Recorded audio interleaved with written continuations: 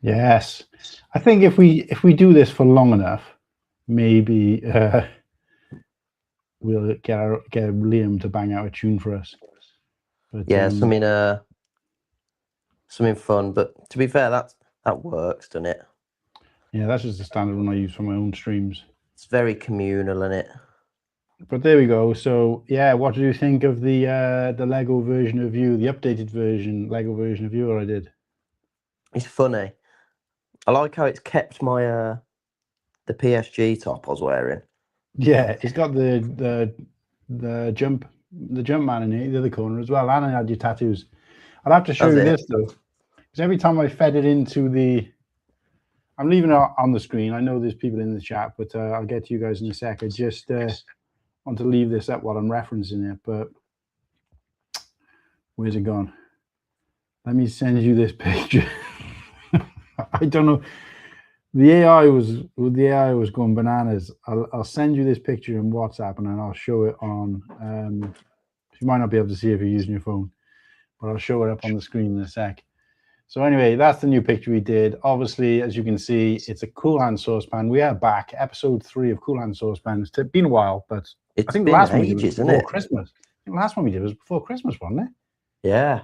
I think, to be fair, it's probably my fault because I haven't really been building that much the last few months. And yeah, same. Obviously, I've been building and doing my daily streams, but trying to get together to do something is quite tough. But also, we're here to celebrate 700. So it's a 700 subscriber celebration stream, and obviously, as you can see, Nimble's going to be building the Battle on Felucia Separatist MTT. And I'm going to be building a mystery set, which has been voted or polled and voted on by our members. All 57 of our members have had the opportunity to vote out of 4 sets, which I'll show you guys in a sec, and we'll find out which one was the winner. And that is going to be the set that I'll be building tonight. So so what I'll do is I'll leave the poll up for now while we have a bit of a chit chat and a catch up. So you guys have got the opportunity, if you're watching, to go across, if you're a member, of course, to go across to the members section of this YouTube channel. Sorry, Cool Han Luke's YouTube channel, because this is streaming to 2 channels. And go to the members section, scroll down, find the poll, and there's 4 Star Wars Lego sets to choose from. You can pick one, and obviously I will be building that one on the stream. So far there is a winner, but it's not too late for you guys to go and get your vote. If you're not a member, consider becoming a member. Not only will we give you a shout out and applause and congratulate you and thank you, but then you'll have a chance to do the vote, also put vote in the poll. But you'd have to be quick, because I'm going to be closing it here on the stream very soon, and we'll have a live update on what the set's going to be. And for anybody just tuning in now, this is Cool Han Saucepan, and this is day 110 of me streaming every day. Bloody hell! When you think like subscribers, that's nearly a third of a year. That's gone so bloody quick, isn't it? 110 days back to back of streaming until we hit 1,000. So if you're watching and you're not ready to subscribe to the channel, please go and subscribe. It will help me out. It will get me to that goal quicker. And obviously I can build the set. I'm actually building a set, 1 piece for every new subscriber. We've had weeks where we've added 10 pieces. We've had weeks where we've added 80 pieces. So it's been up and down, but it's been a ride and it's been enjoyable. So every Wednesday you can tune into my daily stream and see me add more pieces to the set, depending on how many new subscribers. In fact, for the first time in a long time, I actually lost some subscribers. Oh no! Here, I finished the stream yesterday on 777, and when I checked before I went live today, it was 774. So 3 people have had a guts full of all these daily streams. But there we go. It is what it is. But no, I got to show you guys this. This is what we're trying to generate. For some reason, it just couldn't register that you had. I don't know how it knew what tattoo you had on the outside and the inside of your arm, and it was trying to give you 3 arms. And even when I asked it to remove one of the arms, and it basically kept everything the same but gave you sleeves, so you couldn't see the tattoos. It's like I'm wearing pajamas in that. They've just automatically assumed I'm wearing red trousers as well. Yeah. So this is what would happen if Nimble's mum and dad were brother and sister, basically. If I was from Bristol. Or if he was from Bristol, yeah. So I don't know. Do you want to call out the chat, mate? Since can you see it? Can you see it now? Or Should we give it a practice run here? I mean, I can see the comments from earlier.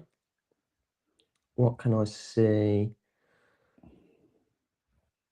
I can see Liam Brick the Bed left us a nice early comment earlier. Hell's yeah, boys. And Papa Rex as well. Fantastic that they're both in Chicago.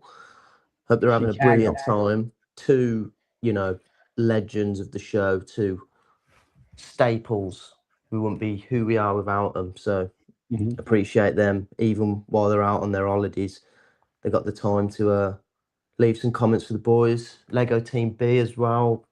Beautiful that, they've left a comment. I believe that they're at Brickworld. I mean, they normally are, aren't they? I don't know whether they went this year. I gotta be honest. Guys, let us know. I don't know whether it's both of you or, but let me know if you're out there in Brickworld this year. Let us know, because I haven't heard from you for a while. But let us know. And of course, Lego Team B, you'll enjoy tomorrow's show. I don't know whether you guys, I don't think you guys are members of the channel, but tomorrow's show, I can't give it away because we've done a members only exclusive first look at the thumbnail for tomorrow, which we've started doing to give people an early idea of what we're going to be talking about on the show. Sometimes only about 24 hours before I actually post it. Other times, a day, a couple of days before, depending on what I've got time for. But you'd be interested in tomorrow's show, and you're one of the few people in the world who will have to have some input. What I will say is that there are some people calling in live from an undisclosed location during the show. That's all I'll say. Let's just say it sounds like it's going to be a cracker. So yeah, Lego Team B, thank you for being out there. We appreciate it. We've also got Tekla Sanchez, if I'm reading it right. Yo, what's popping? I'm guessing. I'm not down with the kids, you see. And WSP, I'm going to guess what's popping. But thank you very much for tuning in. Do y'all have the World Cup album? If you mean the World Cup Lego set, I do indeed, but it's in the loft at the moment. And the loft is out of bounds on the evenings because the ladders are above my son's bedroom and he's fast asleep. It ain't worth the risk of waking him up. Is he a light sleeper then? Not like my daughter. She sleeps like an absolute stone. You can't wake her up for love nor money. He's a deep sleeper, but once he's awake, he's awake. So, yeah. I was so lucky with mine. Not only does she sleep like a log, she's like that now as well. You can't wake her up. And even when she does wake up, like I've gone into a room just to, turn a night light off or turn a light off in her bedroom in the past. And I might have accidentally woken her up, not very often, because like I said, she sleeps like a stone. But even then, she'll just straight back to sleep.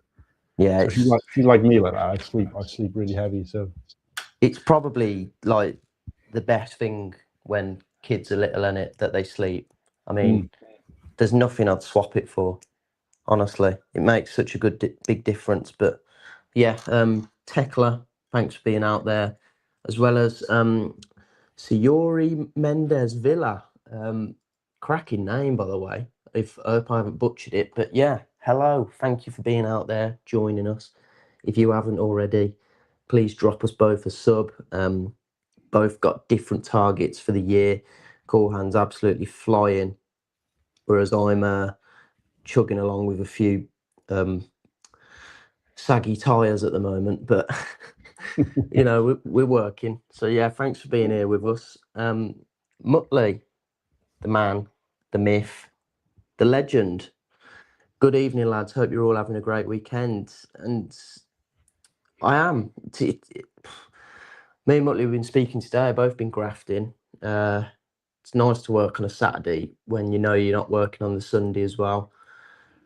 So yeah, I've got a nice weekend ahead, and cool, Han. It's Father's Day tomorrow, isn't it? So special day. But yeah, Muttley, as always, thank you for being here. Lego Team B is live. They're with us 6 a.m. Sunday. Now that is dedication. Tuning in to a live stream at 6 o'clock. I must admit, I'm guilty of that myself sometimes. On a Saturday morning when I'm getting up for work, usually Hive's rant streams are on at that time, so I'm able to check in, but I'm down with the sickness.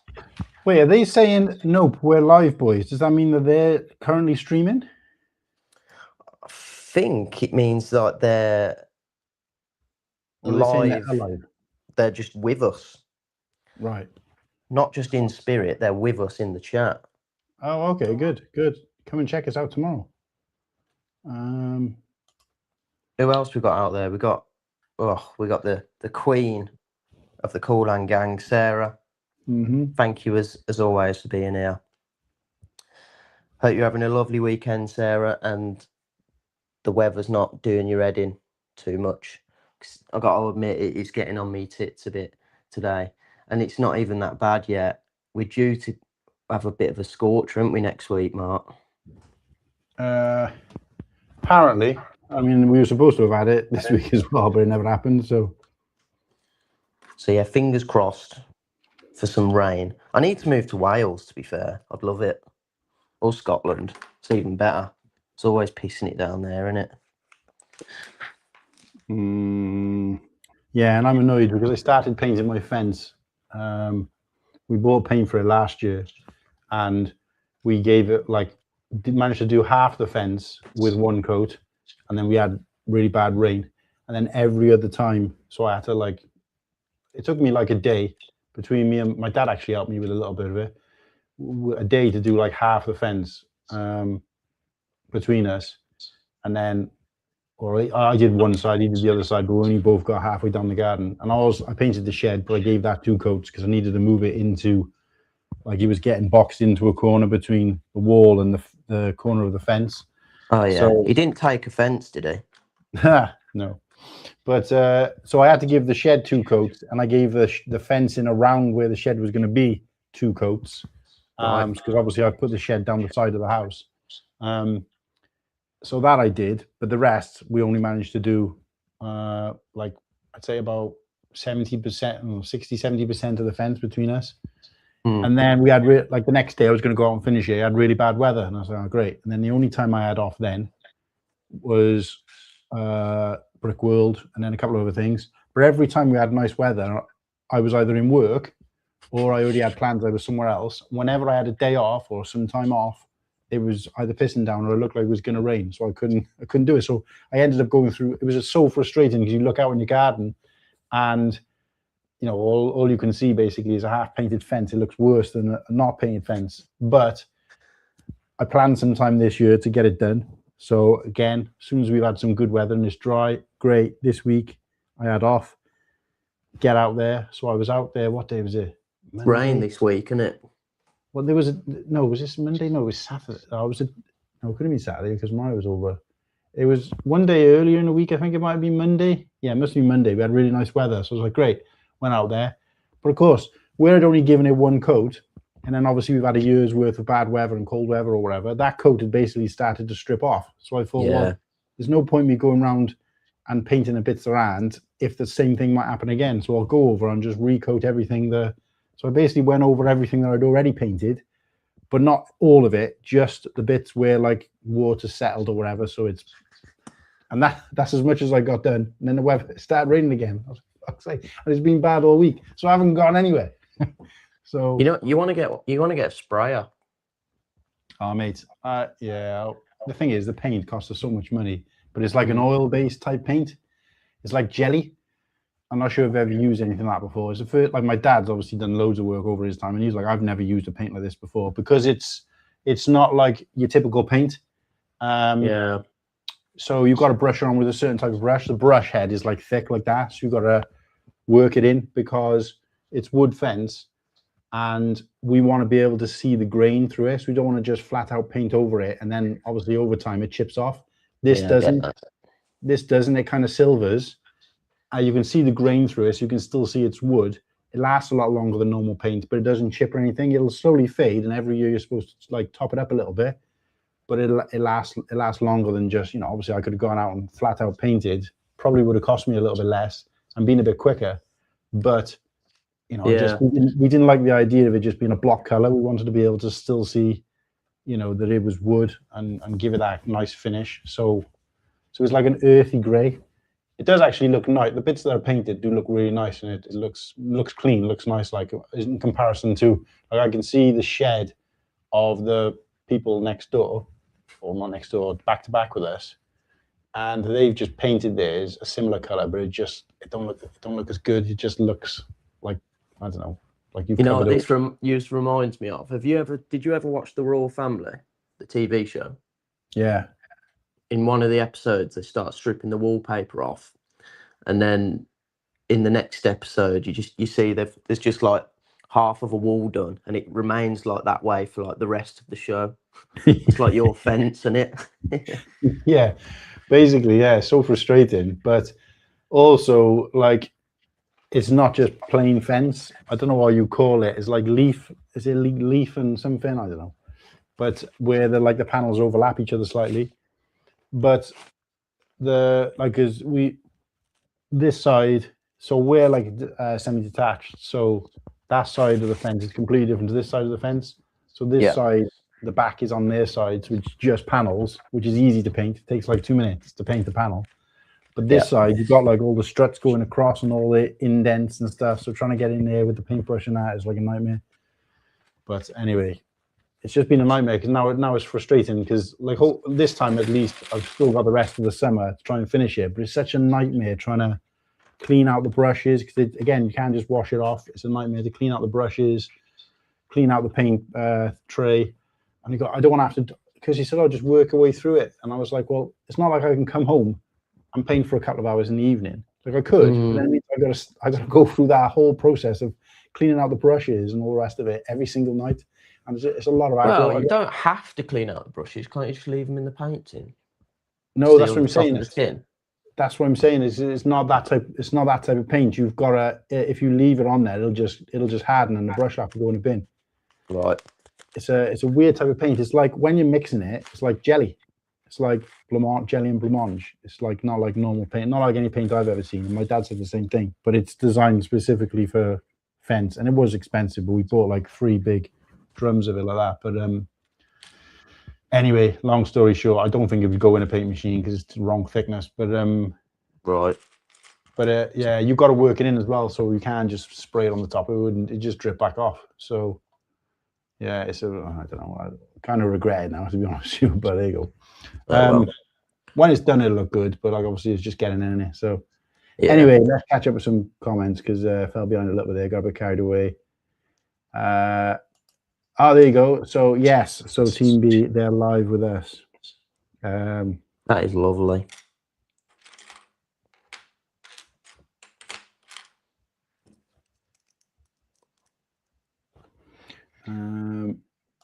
So we've got Papa Rex is in the house. How are you enjoying Brick World, Papa Rex? Hopefully everybody's out there.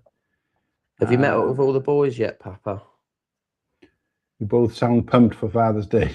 Yeah, well, actually, my daughter's not with me. She's on holiday at the moment in Kos, in Greece, so I won't be seeing her. But last year, her and Kurt, she bought me a T-shirt to wear on Father's Day when I was out there, and basically, I completely forgot that I even had it because I took so many T-shirts with me, and I didn't really need that many, and I ended up buying a couple out there as well when we were in Brick World. So I didn't end up even wearing it for Father's Day. I completely forgot about it. So,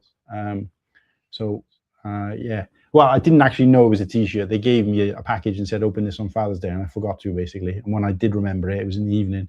So I opened it, and it was like, oh, it's a T-shirt. Whoops, I should have worn this today. So obviously, we did our stream from Brick World on the live stage, and I think they were expecting me to be wearing it. It wasn't, so I felt a bit bad for that, but there you go. But no, I am generally quite happy about Father's Day, but like you said, if I'm not going anywhere, doing anything, or celebrating with Maya, it's kind of like, it's just another day, really, isn't it? So yeah. Sarah saying it's been lovely here. Breeze coming off the sea. I've been catching up on the annoying little jobs I procrastinated on. Yeah, same, Sarah. I've done the same thing because I couldn't do the fence. I was catching up with stuff indoors instead. So a couple of little jobs here and there that needed doing. So it's always good to do that stuff as well, I guess. Joel's out there. We're doing Joel. All right, Joel. Everybody's saying hello to each other. Love to see it. Hey, Joel, good to see you, brother. So when I just got to ask this question, when Team B are on, because it's both of them, because it's Chris and Justine, I never know which of them it is. Is it both? Are you always both there, or I know you already said we are here live and in person or whatever, but I don't know whether it is actually physically both of you.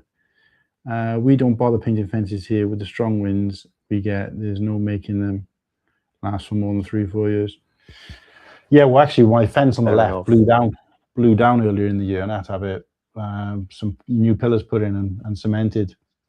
The way it works on our housing estate, there's like an agreement, because it's under like a contractual type thing, because the housing estate's only like 10 years old, so it's still under this contractual type thing that you can do certain things.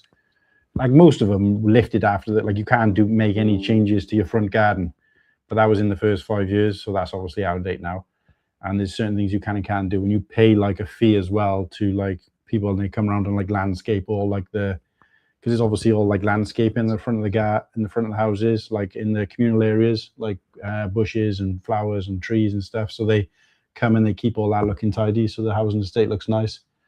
But one of the agreements is that if the left side of your fence gets damaged, it's your responsibility. If the right side gets damaged or anything happens to it, it's the neighbour's responsibility. That's the general rule of thumb here in England. The left side is your fence, and the right side your neighbours. Obviously, it's not.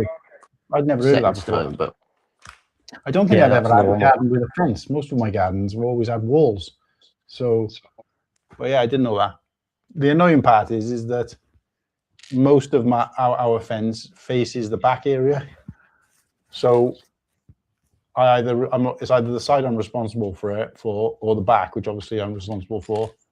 But so yeah, it just seems to be that that side seems to be the weakest for whatever reason. But and then obviously we got a car park out the back, so this housing estate has off road parking for every house, so there's no like cars parked, not supposed to be any cars parked in the streets.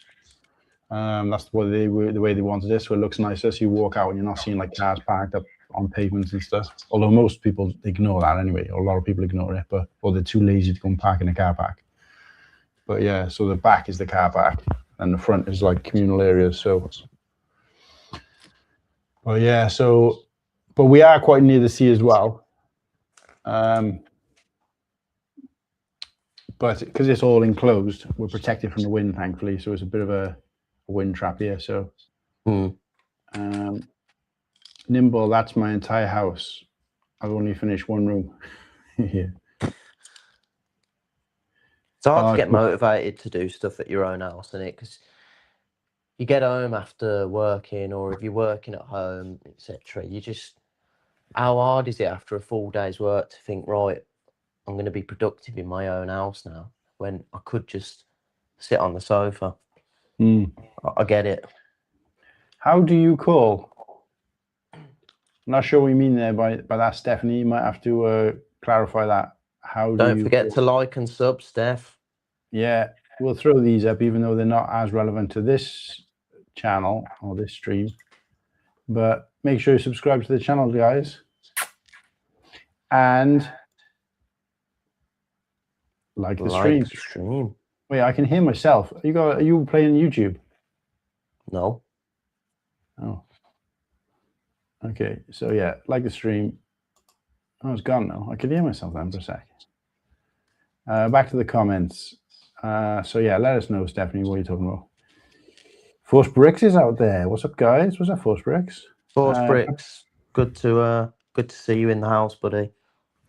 So Papa Rex is saying it's wild. Well, I've been looking out on all the pictures that people have been posting to see if I can guess which of them is Papa Rex, because obviously I don't know what he looks like. We haven't done a face reveal yet, have we?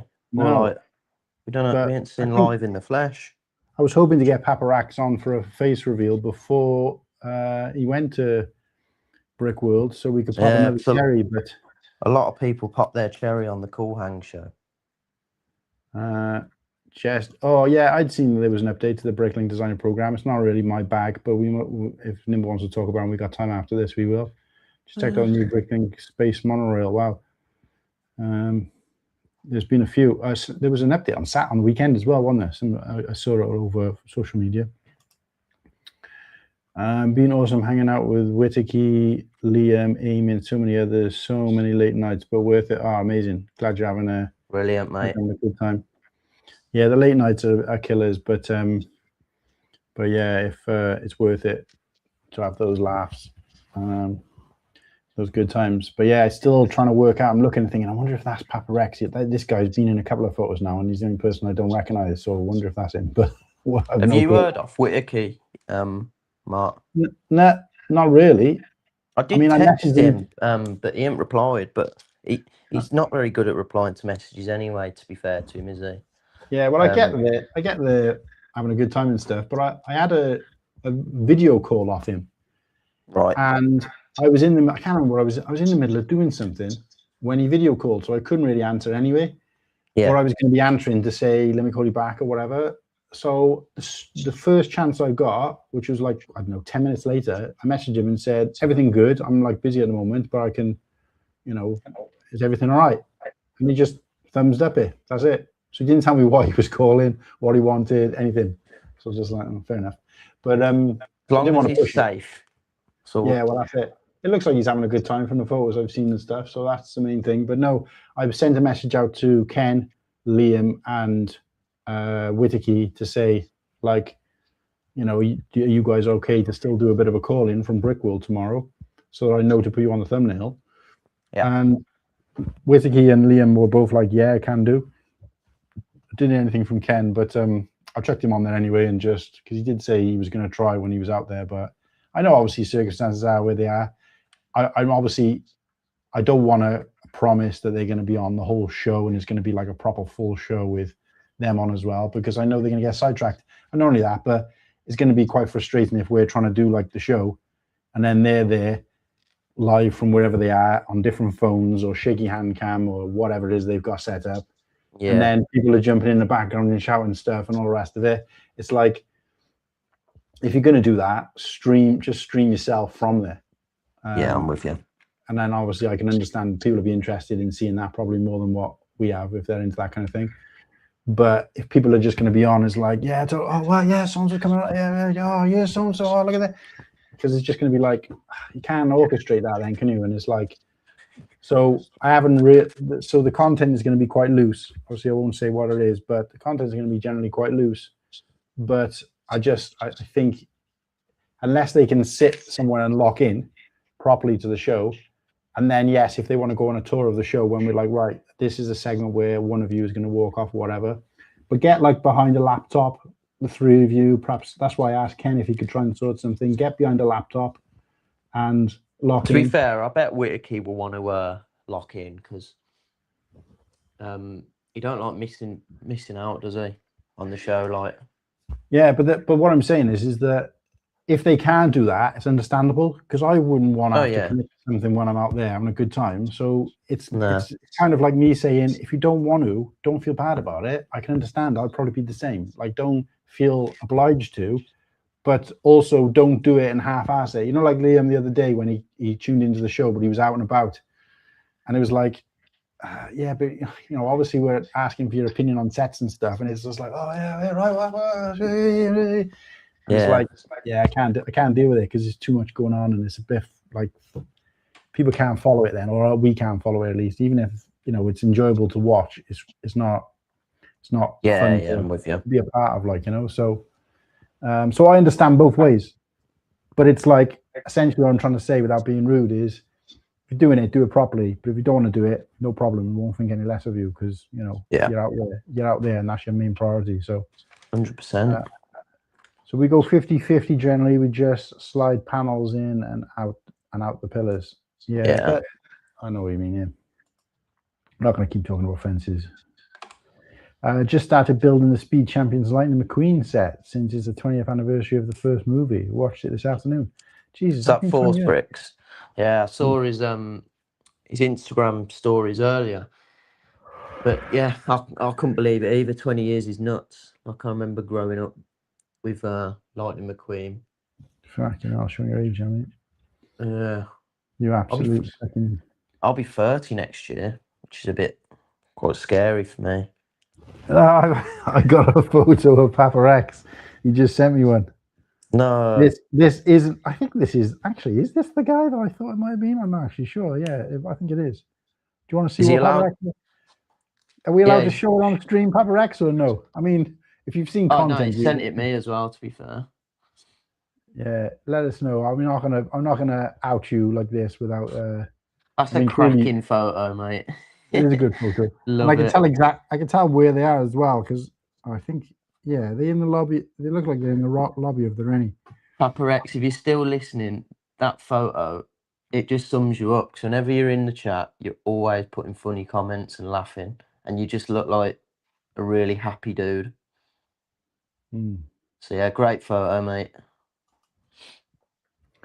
Side note, this set has so many stickers. Oh, that's nice. I think all Speed Champions do, though. I think it's just a thing with Speed Champions, but I think you got to sort not expect it, but you have got to sort of expect it with Speed Champions, unfortunately. So I don't really like them. Vanessa is saying, like the stream and subscribe. Yeah. If you guys are watching out there, make sure you like the stream. Like, why wouldn't you? It doesn't cost anything. It's also completely free to subscribe. So blow us a kiss back. Subscribe to the channel. Thank you very much. Are we actually never closer to your set reveal?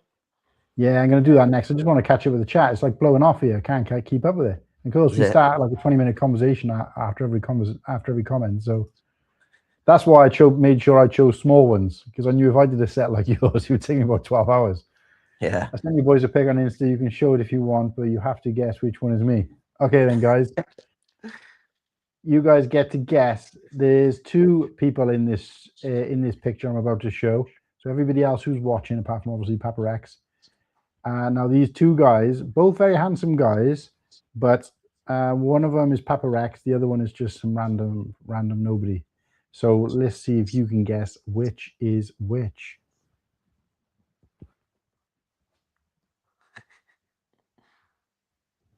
So who is Papa Rex? Which one is Papa Rex?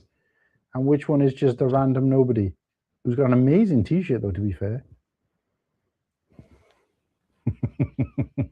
I'm a fucking horrible bastard, aren't I? I was a bully in school, you can tell, can't you? Oh, there you go. Good day, Corba. Liam's out there. How do you, mate? Hopefully you heard the conversation that we just had about you. Well, not directly about you, but about the plan for tomorrow, the loose plan for tomorrow. So we call him Sexy Rexy here. Nice. That's class. That'll stick, that will. This is what I like to see. Liam, where you at? So they're both in the chat, but they're not with each other. So they're just both somewhere at the Rennie or wherever it is they are. So look, obviously Papa Rex is quite like my imagination of people when they're watching the stream is they're just sat on their phone somewhere watching it. But in this case, I feel like they're walking around and they're just kind of got it loosely on, maybe got a headphone in. The fact that there's people who are out there in Brickworld, and in this case, two of them first time at Brickworld, and I'm not saying they're locked in, because I would never expect that in a million years, but they're at Brickworld, but they're still regularly commenting and interacting in the chat. That says something about this show, because, well, not even this show, because obviously nobody even really knew we were doing it, but it says something about, the show, and it says something about the guys as well. Mm. Like That's what I mean. they're just absolute legends and fully committed to the cause. So it don't go unnoticed, lads. For Speed Champions, yeah, I don't own a Speed Champions, but I do want to get that. I was going to call it the Mandalorian. I do want to get the DeLorean at some point because that is a fantastic looking build for such a small, cheap build. It's like, I think I've seen it on Amazon for like 19 quid. That's fantastic for that. Such a class build, great looking set based on an awesome movie, great franchise, and 2 great minifigs in there as well. Can't get better than that. I mean, it came out at 22. 22 is a pretty good price. So I'm having a break. I'm having a break by the food truck. Oh, don't tell me you're eating food from that food truck. Fucking hell. All the boys were there. I think it was like Sean, Fritz, Tyler. There was a bunch of guys, and we were going to go and get some food. And they were like, oh, I think they said, or they were eating, no, that's it. They were eating food from the food truck. I was like, where'd you get that from? Oh, food trucks. They're just out there. I was like, oh, okay. So we went and checked it out. Me and Slurpee went out there and we paid like $15 for like 2 little tacos all this big, and brought it back to hang out with those guys, and they were just kind of finishing up, and we were like, this is it, like that's got to be the most disappointing food. So I think we finished eating it and we were like, that's the crappiest food ever. And everybody else was like, oh, where'd you get food from? And I was like, the food trucks, but don't go there. Complete rip off, shit food. So me and Slurpee literally went straight from eating our food from the food truck to somewhere else to go and buy some food because it was just so disappointing. But yeah, one of the of Brickworld, I would say. There wasn't many, I'll be honest. But when it comes to I think all convention food trucks, anywhere you go, are pretty naff, aren't they? And the problem is they can charge so much because they can just get away with it because they're there and it's convenient. I know, but that's like to me, that's the people complaining about Lego prices, day release prices, and then they're in the queue to go and buy them on release day. Like, don't fucking eat there, and then they'll either have to go and be replaced by somebody better, or improve, or bring the price down. So I felt bad that I'd fed the beast. So anyway, that's the food trucks. Mohammed is saying hello. Hello, Mohammed. Welcome to the channel. Welcome to the show. Hello, Mohammed. Welcome in, buddy. Oh, nice to put a face to your name, Papa Rex. Nobody had a guess which one he was. Didn't the right one appear on your channel like a year ago? He looks very familiar. I don't know. I feel like I've seen his face before, but I don't know. He's got a kind of a forgettable face, so I'm not sure. Where are the food trucks, Liam? I think I've seen him in a black and white movie. So when you get all the way down to where the convention hall is, Papa Rex, and you know where the staircase is, and then you go round the staircase to go into the convention hall, the main entrance there, the convention hall. Before you go down that alleyway that kind of goes on a slight down slope where the staircase is, turn left, and there's a hallway that goes down, all the way down. Follow that one all the way down to the end, out the door, and it's across the car park there. They're assuming they're parked in the same place they were last year. It was across the car park there they were parked. There was only like 3 of them. So yeah, sniff harder, Papa Rex. That's where they were last year, roughly. So that helps. Liam saying big love to the cool gang. So he's not letting you know where he is, but he's making sure he's still commenting. Top man. And getting the DeLorean Speed Champion C set later this year in September in London. Ooh, oh yeah, he's coming to London in September. Yeah. Damn. So yeah, because Forsbricks is straight out of Deutschland, isn't he? So German, isn't he? That's right. Forsbricks, are you a football fan? Are Germany even in the World Cup? Yeah. All right. Yeah. All right, YouTube. Let's see how this poll is going, guys, so I can start busting open the set. Just want to check my. Oh, right. So I can see that picture you sent me again, Papa Rex, with Liam and some other random guy. And I genuinely don't know who this random guy is either. So. I didn't know who that other guy was either. I'm not as in the know, to be fair.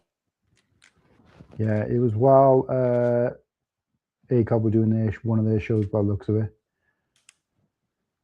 I need to go on YouTube and find some, see what content's out there. But while we're on the topic of YouTube, if you are a member of the channel, Cool Hands channel, a sneak preview for a new video I just dropped is out there for you guys. Oh, yeah. I do want to try and be a bit more active with YouTube videos. I mean, it's tough to find time for it, but I'm sort of now finding like a video sort of style and format which suits the time I can put in. So yeah, I want to try and do more, and when I do more, it will be available on Cool Hands channel first. So yeah, if you see it and you're able to drop it a like, leave it some love. Well, we'll see it now live, because I'm gonna. Oh wow, I've lost another subscriber during this stream. It's just starting to slowly flitter away. All the work I've done is starting to disappear. I don't know why it is. It's weird. I keep fluctuating. I'll go through a spell where I gain a few, and then within like a couple of days I lose a few, and it's like, oh, it's so frustrating. Force Bricks is saying the poll isn't on the stream I'm on. Yeah, you've got to be a member, so it's a members only poll. Liam, if you want to know what Nimble's building, you've got to check the description. I used to be, but I'm not anymore. Used to be what? Football fan, I'm guessing. Oh yeah. Fair dues. Something must have happened. Right. Can't be a Bayern Munich fan. I got to be careful what I show on here, because obviously some of this stuff is exclusive to members. So obviously if I show it on the live stream, then everyone will have seen it and it kind of defeats the object. So let me just find what I'm looking for. Excuse me. Right, that's a sneak peek of that. So that we can do and that we can do. So right, let me share screen from there. All right, guys, about to show you what we're talking about. Don't need any audio from there. There you go. So, as you can see, this was the video that Nimble was talking about. So Nimble's created this. So this is his thumbnail, and obviously I've just put member sneak peek for the channel. Yeah. So you guys can get an idea there. I'll read out what I've put. So members only sneak peek. Amazing new video from the legend Han Saucepan, due for release next week. But right here, for you guys to take an early exclusive look. Now this isn't just a clip, because obviously, you know, this isn't a sneak peek of the thumbnail. This is a sneak peek of the actual video, and not even a sneak peek, it's the full video, but you guys get an early exclusive look at it. It's not being released till early next week or mid next week, so we've got a few days to check this out before the rest of the world.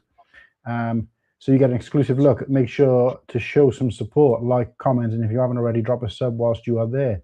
So you can see there, Han Saucepan, obviously there's Nimble giving you a salute, and then his original logo there. I haven't had a chance to trim the new one, but so there we go. So there's a sneak peek. We've got 5 likes and a comment on there. The comment coming from Nimble. So okay, so there you go, guys. So that is that. Oh crap, how do I get rid of that comment? Oh, I gotta go back away. Oh, that's stupid, isn't it? I tried to set myself a target of, and this was, I think, when I was on about 150 subs, maybe a couple months ago. I thought, right, I just want to get to 250 by the end of the year, and I would have been pretty chuffed. I'm literally not that far away. I think I'm like 6 subs away, so I'll be pretty chuffed with that. So I need to try and maybe set myself a new target. So maybe 300 by the end of the year. No, that's good, mate. Yeah, keep it going. So yeah, guys, so if you're members, go to the members tab on your phone or your laptop or whatever you're using.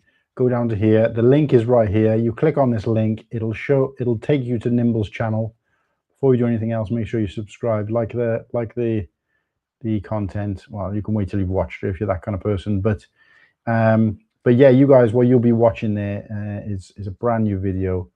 Exclusive to our members, and yeah, check it out, show us some love, and you get to see the full video. And it is privated, so nobody else will, apart from other members, will be able to watch it just yet. In fact, I haven't even finished watching it myself. I started it, and I thought, well, I'll watch it just before the stream, and totally forgot. So anyway, we also put this up. There's other things on here, but I'm not going to show you everything because some of it's obviously exclusive to our members. And just bear in mind, guys, for those of you probably thinking, shouting at your screen right now and going, oh, this is that's a bit annoying. It's only for members. Ugh, members only. But, you know, it's important to note that we did say when we launched our memberships that we were only ever going to do things for members that we'd never done before. So we haven't affected the integrity of the show, the channel, and everything we used to offer to you guys. What we don't want to do like Lego and unlock things behind a paywall that used to be part of just the experience of watching the show and watching the channel. We're not doing that. So this is something we never would have done before, dropping links to a new video, sneak peeks of new videos. So, you know, it should be an add-on experience. You should get the normal experience like we've always had from day one, and then the add-on experience, which is part of being a member. So I want members to not to feel as if we've now got to pay for something we used to get for free. Like Netflix and Prime, where they now want to charge you to not have adverts when you want to watch a movie or a TV show, whereas you never used to pay for that before. I don't agree with that. I think it's morally wrong. So everything you get, and tell me if I'm wrong, keep me in check, and I will make it. If I've made a mistake and you know something like that has happened, I don't think so, because the guys are keeping me in check as well. But so these are things we wouldn't have done before. I never would have put a poll out before on what sets to build on the celebration stream. So I think I don't even think I ever did polls on my YouTube channel. But so these are something new that I'm doing for the celebration. So yeah, this is an exclusive experience. It should be like anything else where you pay more. You pay to get more, not pay to get something that used to be free. But getting rid of that spiel. So members only poll recently hit 700 subscribers, and as I told you guys when we started at 311 subscribers, we were going to celebrate and do a celebration stream every time we hit 100 threshold. This is the 700 one. The challenge streaming every day to be 1,000. It continues on, but which set should I build? So we've had, doesn't say how many people have voted. Oh, sorry, 8 votes. So we've had looks like 1 for the Jedi Bob Starfighter. I didn't see this. I would have voted. It was not too late, mate. I haven't closed it yet. There's 2 votes in there for the Tantive for MIDI scale or Starship Collection. Most of the votes there look like they've gone. So that would be one. To be fair, if I was voting, I'd vote Jedi Bob Starfighter. But the Droidica is probably the best set here. 5 votes for the Droidica, nothing for the Death Star run diorama. The other thing I've been keen to do as well, guys, when I've been doing this, is to make sure that every time I do one of these polls, it's 4 different sets. Because otherwise, if I take in the 3 sets that didn't get voted for last time and then just added one, it kind of seems like a bit of a cop-out then. It should be 4 new to pick from to make it more, I don't know. I probably think too much about this stuff, but my brain works overtime behind the scenes. But I want to make things, the guys will tell you, I like things to be just right. And sometimes to a fault. Sometimes it can make me a bit anal, but I'm just always conscious of the entertainment value or the interactive value and yeah, sometimes it can make me quite annoying, but I want to do it right, and of course seeing you guys engage with this and give the votes is fantastic to see, so I really appreciate that. So and of course this was a sneak peek for the members of tonight's show, which of course is now live, so you guys, everybody can see this now. What's he going to be building there? What am I going to be building? Who knows? and then of course another wave from Nimble. So there we go. And if I was to scroll up, there's actually more sneak peeks and then other things for you guys to get involved with. So, you know, the membership thing is there. And of course, we're only a month in, less than a month in. So there's still, you know, I feel like we've done a lot for members in just a short amount of time. Bearing in mind, we've also got the, you got your emojis that you can use during the chat. You got the, what do you call them? Monthly, what do you call it?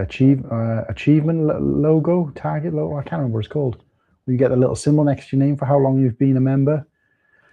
So those things are cool as well. I know there's a lot of people out there who are gifted memberships, and I know that those people, you know, especially the ones who've never really watched or engaged in the show, they're gonna flick off.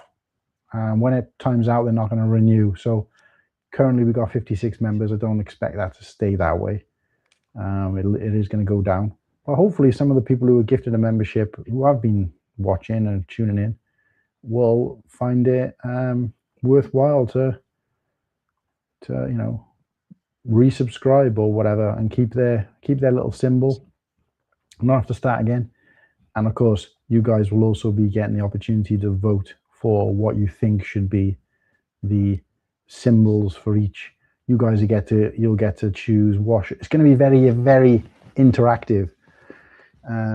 So the next time we can launch more emojis once we get past so many members, I think. So you guys will get to choose what the next emoji is going to be. So, you know, there's lots of stuff like that coming up. We're going to start looking at doing some streams, like maybe once a week, where members can join.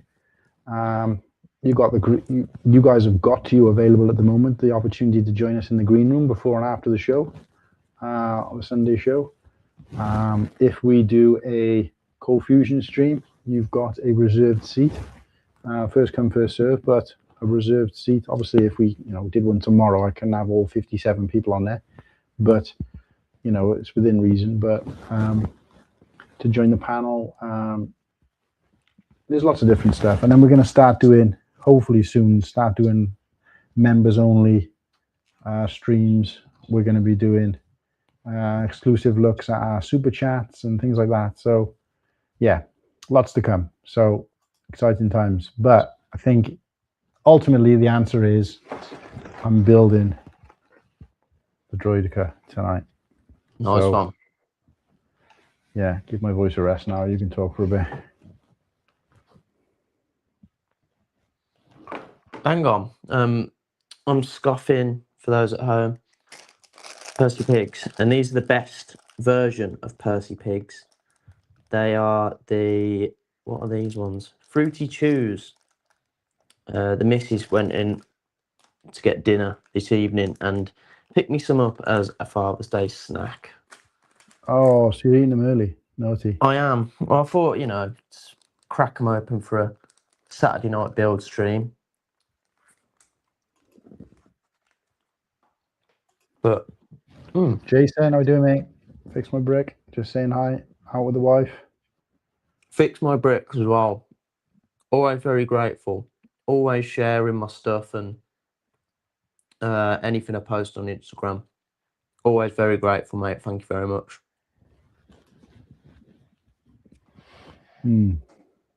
So, Lego Star Wars, mate. Last week when... Oh, I can sort of hear myself now. Yeah, what's that all about? That's weird, isn't it? It's stopped now. I didn't get a chance to discuss that January wave. I only got to say my piece briefly. But tell me... Oh, there you go.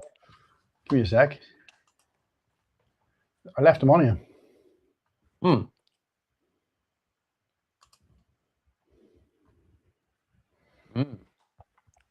So, and before you tell me right or wrong, I've got an opinion on this about me and you.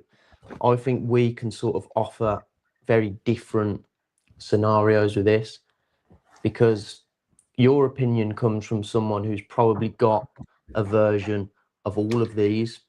Yeah. Whereas I come from a newer fandom with Lego Star Wars. So there's nothing on here apart from the Best Bin Duel that I've got. So for me, this is an extremely exciting wave. Whereas, and I think you can appreciate that it's exciting for me because it's new. Whereas I can appreciate the wave for you might not be exciting because it's all a rehash pretty much of stuff you've got. And the upscale Pilot Luke minifigure, which is new, isn't your thing anyway. Maybe the Darth Vader art might be. I don't know what where you stand on that sort of stuff. Yeah, I think that obviously this is going to happen to people the longer they've been in the fandom, and I don't even feel like I've been in it that long because it's only been like Christ, well, I suppose it has been a while. When did Force Awakens come out? 2015. It's been just over 10 years since I started buying Lego Star Wars. In terms of getting into collecting it, just less than 10 years because it was kind of between Rogue One and Solo when I started like actively going out and buying sets, you know, and getting into it like that way. But obviously, the longer you've been into something, the bigger chance this is going to happen. But also, I feel like I was watching my boys over on Brick Hour podcast, and if you haven't already, go and check out the episode that I featured on. You won't see me on the thumbnail; you have to read the description. I watched it. Brilliant. But I was, you know, lucky enough to get a chance to be on the show. But I was watching the one that Hive was on, and they were talking in there basically about how Hive was saying specifically how it frustrates him when there's so much depth to lore out there. That we're releasing things that we already have had. And if it was something that we had 5, 10, 20 years ago, fair enough. But when almost this entire list is something that's been out in a short, within, you know, almost this entire list, there's been a version of, or even the same version of, within the last sort of 5 or 6 years in a short space of time. So that can be frustrating because I think they were saying that there's like an agreement that Lego has with Disney, I guess, that they'll release like a Darth Vader every year. They'll release a Luke every year. They release like an X-Wing. They'll always have a version of an X-Wing on the shelves or whatever. But they just said that, like with the X-Wing now, they've released an X-Wing that's blue. So that's different. So they've released an X-Wing. They've met their quota, if that is, you know, the truth. Obviously, we don't know for sure.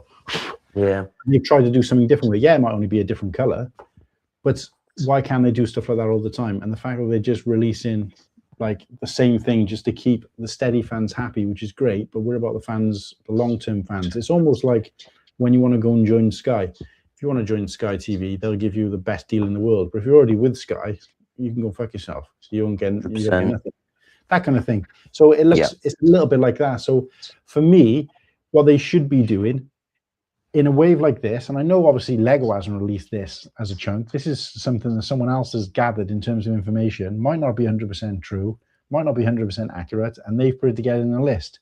We've got to not look at this and look at we got to try not to, or I've got to try not to look at this and be like, this is a list that Lego's released. They're releasing these sets. So for them, there could be another list like this that's intertwined with this that we don't know about, of sets that have never been released before, or brand new, or something from the Old Republic, or whatever it might be. We don't know. So I have to, and I've got all that at the front of my mind, so I am thinking about that as well. But I'm just saying that it is a little bit frustrating where some waves come out and it's just rehashes of things.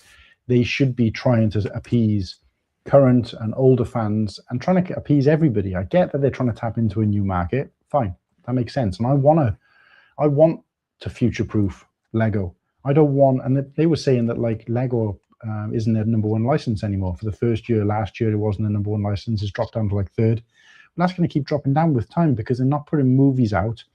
They're not honoring the original trilogy as much as they did.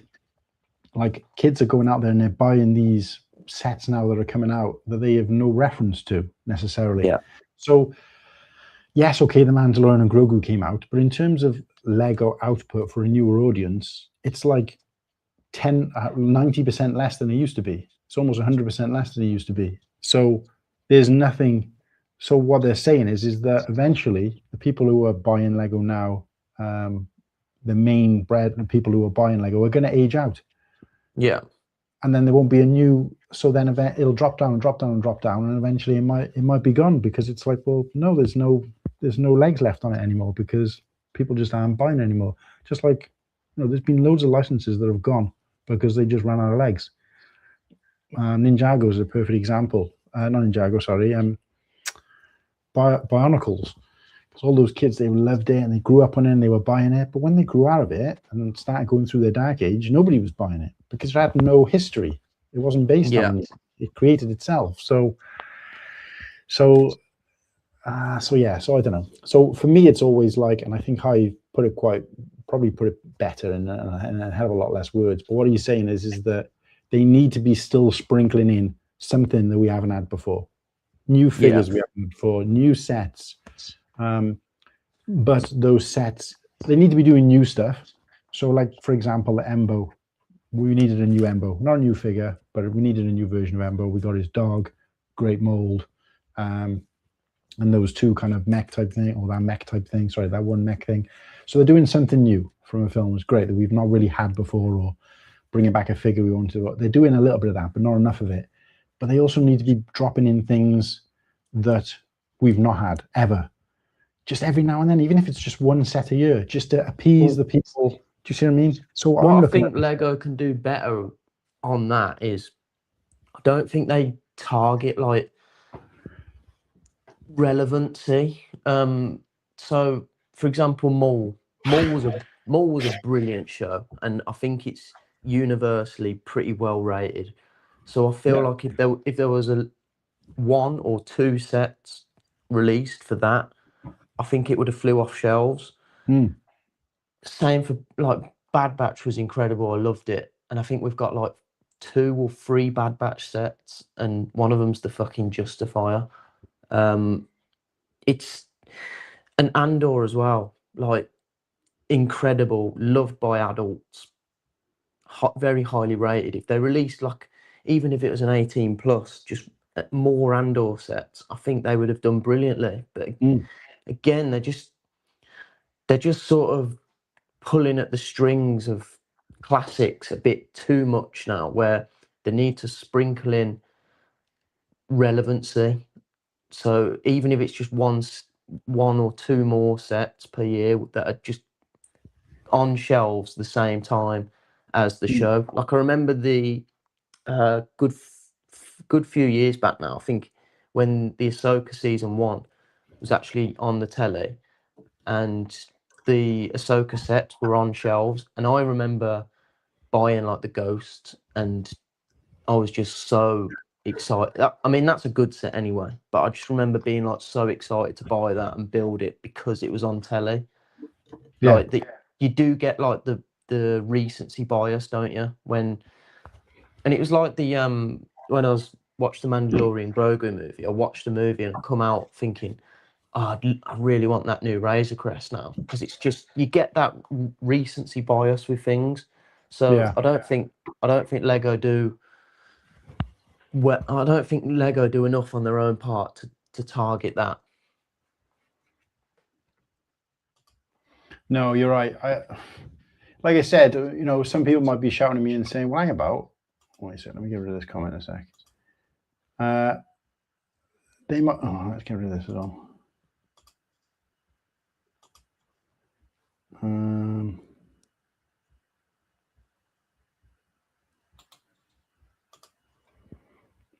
Fuck's sake. Wait a sec. I'm trying to do too much at once here. Trying to get rid of this guy. Anyway, so some people might be shouting at the screen and saying, "Well, hang about. There's an upscale pilot Luke. That's something we've not had before." I know, but it's Luke. You know what I mean? It's what I'm saying is something that's not been tapped into. We've tapped into Luke, and obviously a big fig. Yes, they're trying something new. I get that, and I applaud them when they try to do something new. If it doesn't look great, I'm going to say, but I'm not complaining that they're trying new things. Like obviously the busts, I don't think are good, and unfortunately, most people don't agree with me, and therefore they probably won't see them around for much longer, unless I'm, incredibly wrong. The Darth Vader art set, okay, great, but it's just an art set. It's got nothing. It's not a Lego, like a traditional Lego set, and it's not based on anything new. See what I mean? Obviously, they're not going to do a Darth Revan art set as the first set. I get that, but what I'm saying is, there's just so much untapped potential, and they've done it before. So it's not like, well, they'll never do things from the games. They'll never do sets from the books and comics and the either Legends or EU, but they have. They've done it before, and as far as I know, they've been quite popular. So, and not only that, but Lego's also benefiting from the fact that some of those sets are probably some of the most valuable on reseller markets, like Bricklink, where they're making some money off that as well. So it does kind of frustrate me. Like I said, like you look through this and it's just, it's just how do those. Okay, there's nothing. I know. So I'm a bit like boring. Like I said, even the battle pack. So we had I always forget the things. The 322nd, 327th, the Super Battle Pack. Yeah, the 327th. So a battle pack's new? No. Is a Clone Wars thing new? No. But we've had a new new Legion, new characters. Legion. The builds are slightly different than before, not entirely different, not and different enough to really talk about, but at least they've tried to do something. Do you see what I mean? Separatist MTT. Yes, we've had an MTT before, but the first time they've done a Separatist one.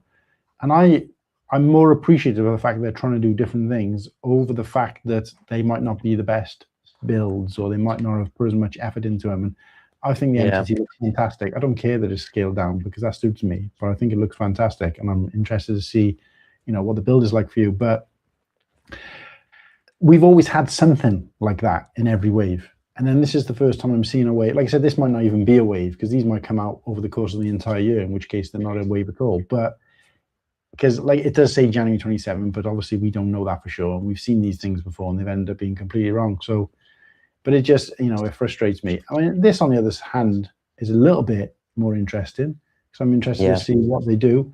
And I like the fact that they've got it right. Lego normally the first people to fuck it up, and they've put 50 years of Star Wars. Now, some people are saying, well, no, it's 50 years of Star Wars. Well, yeah, it is, but it's also 50-year anniversary of the film Star Wars. They're not saying 50 years of A New Hope, which I like that, because I would have been frustrated if they'd done that, because I would have been like, no, it hasn't been called New Hope for 50 years.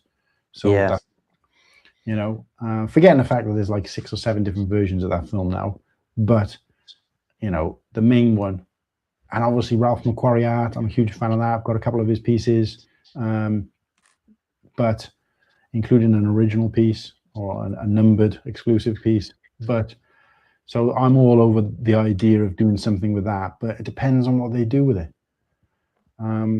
If it's just the figures, okay, that'll be cool. It'll be worth collecting them all, as long as they put them in decent sets and they don't just try to fob us off with shite to be able to get the figures.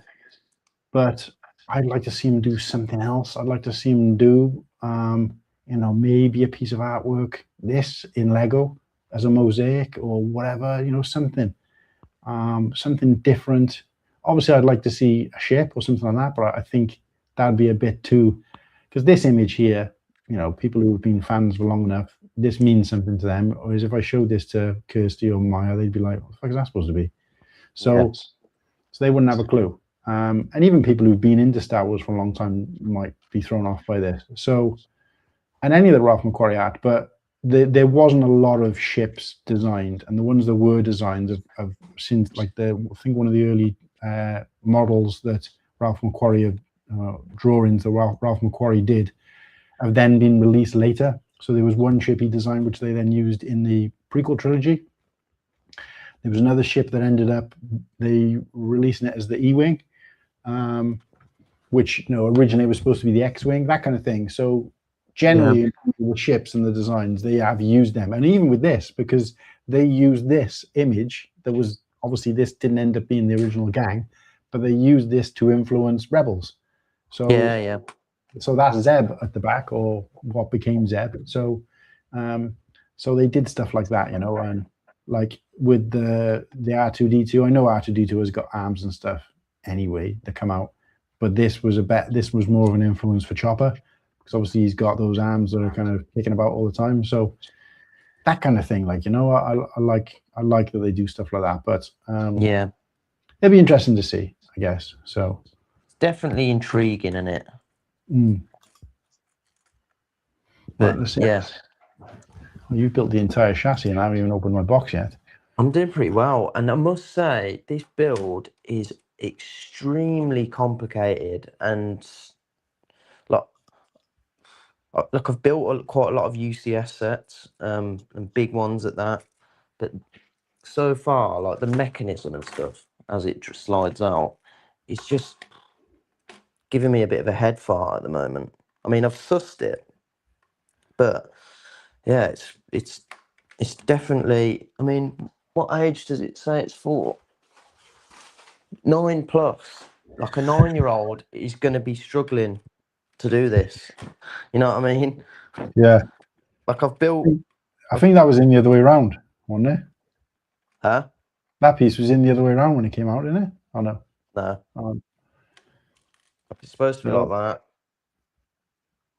Force Bricks is excited for the wave anyway, so yeah, I'm glad other people are. Like I said, I'm not hating on the wave, you know, because I know there's people out there who'll be interested in that kind of stuff. But, you know, as a fan and as someone who likes to buy Lego, well, of course I never buy it day one anyway, so it doesn't really make a difference to me when it comes out. But it's like kind of a little bit disappointing, especially because it's the 50th anniversary of Star Wars.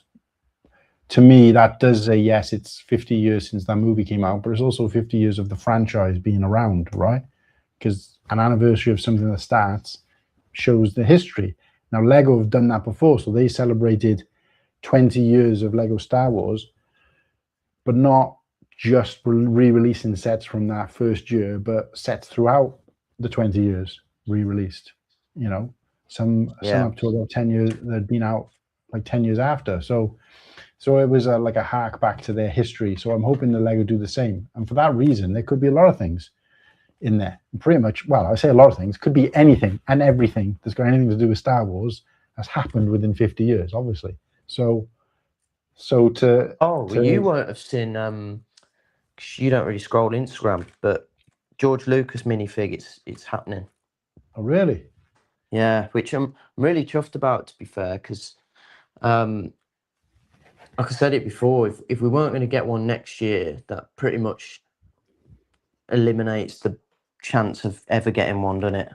You know what I mean? I feel like if we ain't going to get one next year, then they're never going to go through the effort of giving us one. No, that's a good point. Yeah, I think you're right there. But Force Bricks is looking forward to the Bespin Jewel. I've got the diorama one, or not diorama, but you know which one I mean. So that one I'm not that bothered about.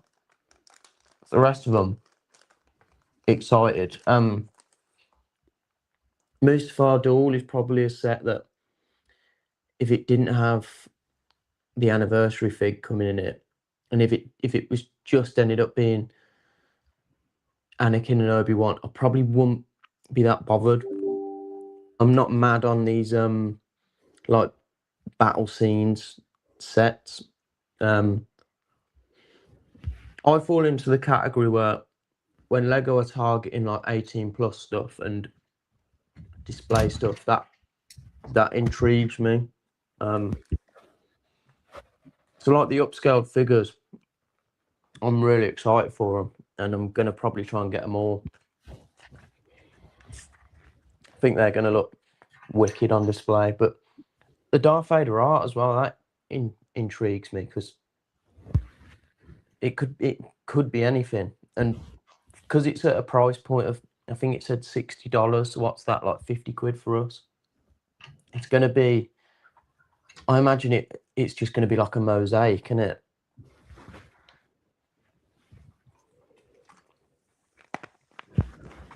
But yeah, either way, I'm excited. And another thing I'm excited about it for is, it seems like, I know you said these could be coming any time of the year, but if the rumours and leaks are true that it is just the January wave, it's nice to see that they're giving a lot.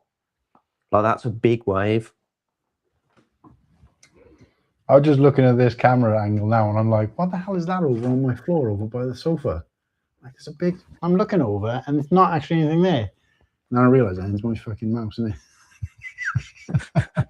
Because I was looking at this and thinking there was something in the background. Let me just go and draw my curtains. Because it's got to that point now of the night where it's pitch black outside. I can't see anything, so someone could be stood right outside my window and looking in, and I wouldn't have a clue. I hate that. Kirsty's gone to bed and didn't finish her 7-Up, so I'm going to finish it. No, not a big fan of pop. I'm going to make another brew in a bit, to be fair. I was going to make a cuppa, but... You need to actually start building something. We're like over an hour in and I haven't fucking built shit yet. Right, let's get that thing on charge. What are we doing now? So what's how are you your getting curfew cut off tonight? I haven't got one, mate. No school tomorrow for me. Sound. I'm easy tonight, mate. I don't know why, but this camera seems to have like a fisheye type thing to it. I don't know why that's doing that, but it looks fine, my end. I'm going to bust open the box now for everybody who loves seeing me bust open boxes. Muttley's out there. The lack of a UT80 last year just shows they're not willing to take risks with sets like they used to. No, you're right. Did you see that the guy who made from the ATT that came out 20, that's still on shelf with me as well, but I wasn't going to get it because I had the last version and the first version. The ATT? Yeah, I think it's just retired, or it's either just retired or retiring, but I think it's sold out now. So I think it's at the point where, like, yeah, you ain't getting it from Lego now. So I got the second and the third version of ATT, so I thought I don't need another one. Would like to have the Cody, but you know, it is what it is. And again, frustrated they didn't release that. But this guy has built a really good looking UT80 using just the parts from that set. And I'm like, you know what? That's, for me, that UT80 is so good, looks so good. And I trust this guy because I've seen his builds before, that I would be tempted to buy that just to be able to build that UT80. So go and check that out. We're finally getting the George Lucas fig. Yes, discussed. Give me a big vid Cody or Rex over Luke. Yeah, I still wouldn't touch it, but I can see that there's probably be more demand over something like that. I think a clone trooper would do very well. I feel like my sort of age is sort of the target audience for these upscale figs, and I think a lot of it stems from like people my age. We grew up with the complete saga. Yeah. So like, I think it's got the same sort of vibe. You know what I mean? Currently starting bag 3, and they gave him a brain. Oh, a pink brick. Yeah, that means everybody had cake as well. So. Muttley, if you're still in the chat, sorry, Martin. Muttley, if you're still in the chat, what did you think when you were building this MTT? Did you think it was quite a complex and clever mechanism as well, or am I just being a bit of a div? Probably the latter. Nimble, are you enjoying the wholesome fan videos from the States? What? I know what you mean, because the World Cup videos, it shows like all the fans from different countries of the world all like mixing together and having a laugh, and it does look a really good crack. I think one thing that does make me happy to see is like you see like other countries and USA in particular when they're cheering and doing chants and how positive it is, and then you go to like the English and the Scots and they're just singing like your mum's your dad's your mum and all that sort of stuff, and we are just so bloody different, aren't we? Yeah, the American chants where they're like, "We love you, footballers," or something like that. Right then, guys, Droidica was picked. The box is slightly damaged anyway. I actually won this. For those of you who weren't tuned in, we did our Christmas show. Not Christmas just gone, the Christmas before, so it would have been Christmas 2024. And I was actually, Christmas 2024. So I was recovering from a hernia operation, which I had just before Christmas, and I had some complications because it was a more in-depth procedure than I was expecting. So I was off for Christmas, and we did our live show, and I got a message from a guy called Galactic Bricker. Go and check him out on YouTube. Now a big Whatnot guy. He even went, like, I'm not a huge Whatnot fan myself, but he went to a convention recently, and he was there doing a live show on behalf of Whatnot. So he's really gone up the ranks with Whatnot, which is great. But Galactic Bricker, he did a giveaway, and I ended up winning it, and I showed the video of me winning it live on our show, and it was great to get it. So I did a video as well. There's also a video on my channel thanking him for this, which is like a year and a half old now, but still haven't built it. This is the time. So shout out to Galactic Bricker and everybody over there at Whatnot. And here it goes. So how do we open the set? Are we gonna, this one doesn't have thumb tabs, so are we gonna open it neatly, or are we gonna do the classic rip? Punch it. Kick shit out of it.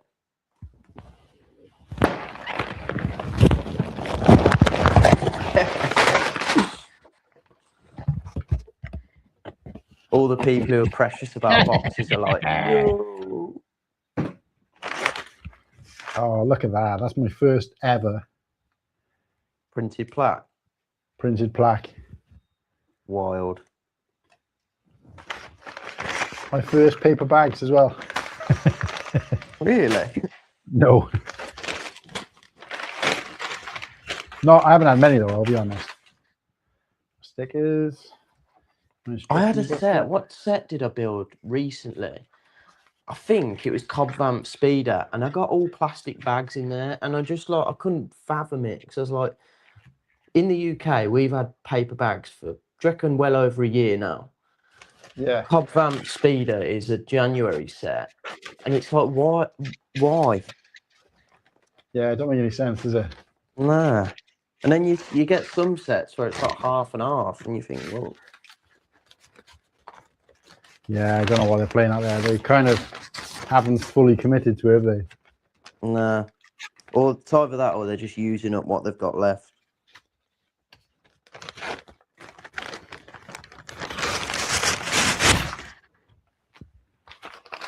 It's not a bad build, and the mechanics are pretty interesting. I've built the MTT 6 times. Well, I'll be honest, this is the first time that I've had paper bags where the bags inside the paper bags are paper bags. All my other ones, all my other paper bag sets, and it hasn't been that many, I'd say 4 or 5 tops, have all had plastic bags inside the paper bags.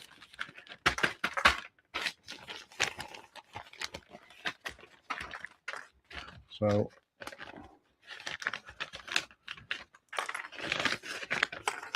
Oh, I was going to ask you something. What was it? Oh, have you read New Dawn?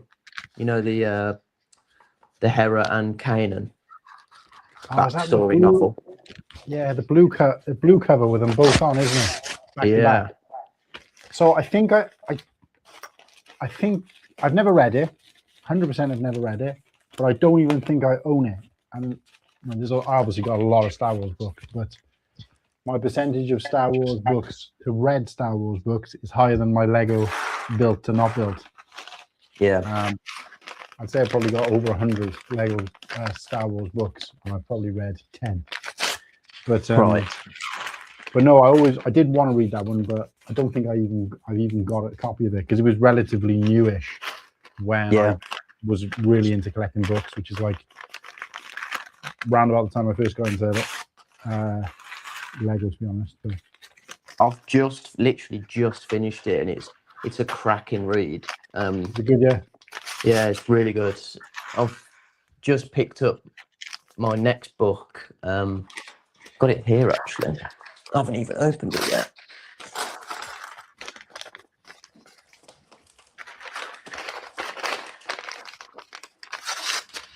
I don't know how you feel, or like what your opinion on the novels is if you were to read them. I'm not really bothered about legend stuff. I don't think I'll read stuff that's not classed as canon, because to me, I don't feel like it counts. Oh, Dark Disciple. Is it Dark Disciple? Dark Disciple, that's what I got next. That I have read. I've heard this is a really good one. It is really good, and you will be able to relate to it better because they've since released like visual content that is kind of connected to it, whereas it wasn't at the time. So that book was, the idea for that book came from an episode of Clone Wars that was never released. Yeah.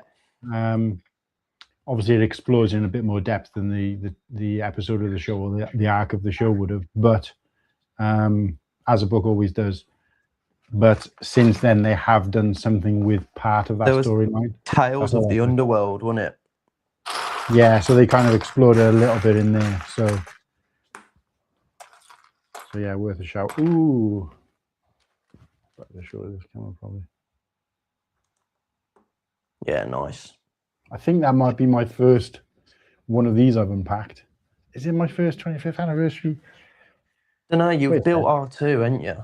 Surely. No, I didn't build that. Kirsty did. So that was her set that I bought for her. So I don't class that as mine. But did you build? So this wasn't a 25th anniversary set. But it was one of. So they added these. So these were with all the 25th anniversary sets, but they were also with the UCS that year, and just this, wasn't it?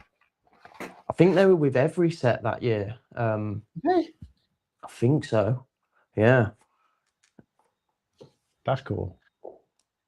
It is cool. It was. But I say that it was cool to get the first one or two, and then after that, it's just like, oh, another one. You know what I mean? Because people like us who buy, over half the sets of the year, you end up with a fucking lot of them. Yeah, that's true. I suppose that it'd be a good excuse to, if you had them all on display next to each other, you wouldn't need one next to each, and then you could sell them for a few bob. Probably get a few bob from them. So if I put like all my 25th anniversary sets together, and I just had like one of those in the middle, then I could probably get away with selling the rest. Yeah. And you'd probably make enough off just selling that piece, like on Bricklink or whatever, to buy another set or make the money back off one set. So lots of little pieces in this. I don't think I've ever seen a set that's got so many little pieces. Even the Probe Droid had a couple of big chunky pieces. It's a really, like, once you've built that, it's pretty near perfect, to be honest, or is pretty perfect. The only issue is it doesn't scale with all the other buildable stuff. But yeah, but when the set is that good, I don't think it really matters. Like, for me, I wouldn't be displaying it all together anyway. Same. So it sort of doesn't matter to me, but I get why it's a problem for other people.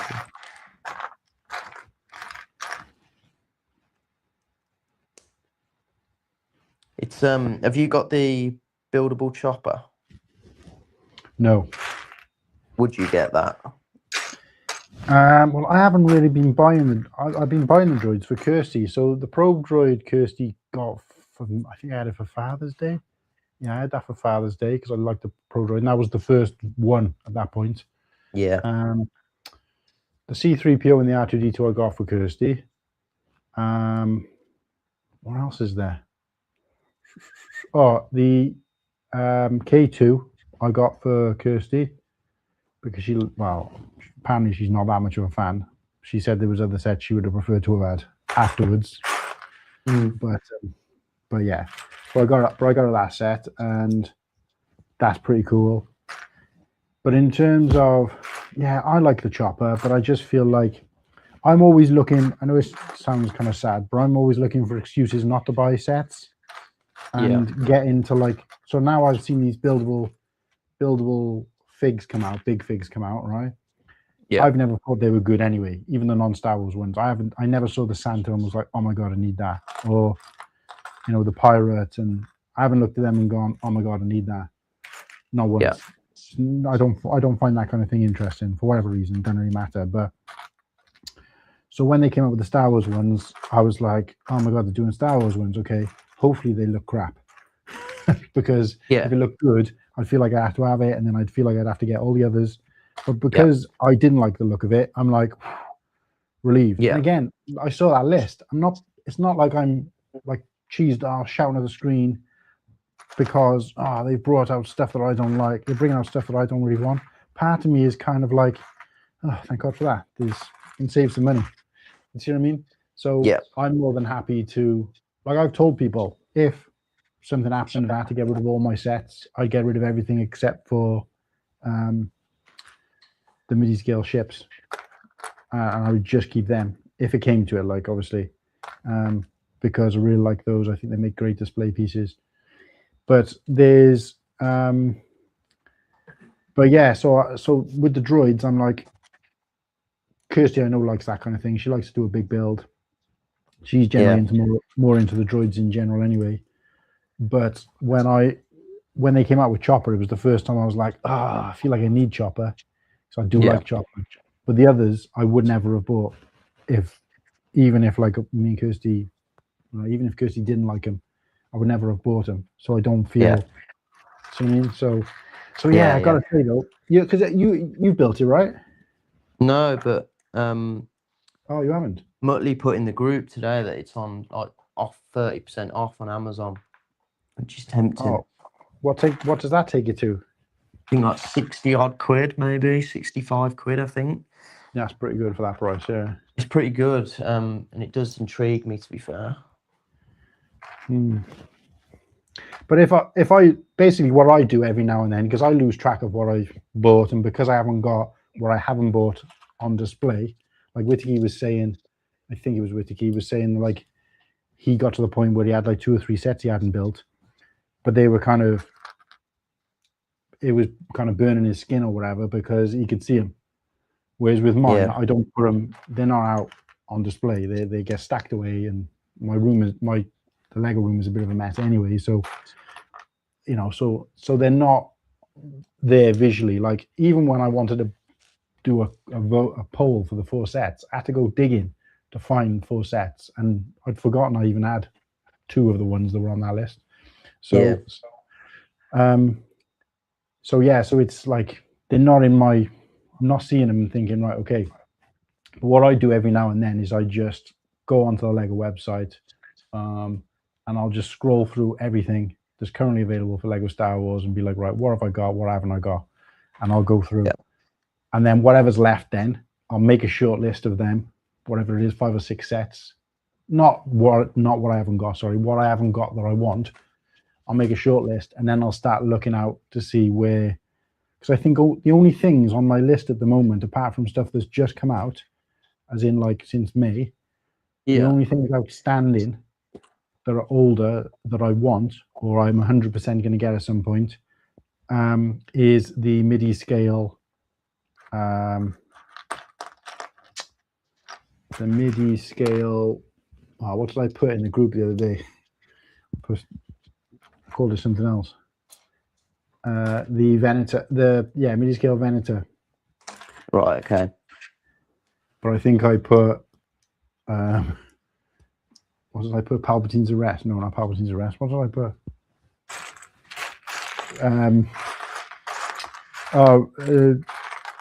Republic. No, I put MIDI scale Senator instead of Venator. Oh yeah, and everybody ripped me for it, but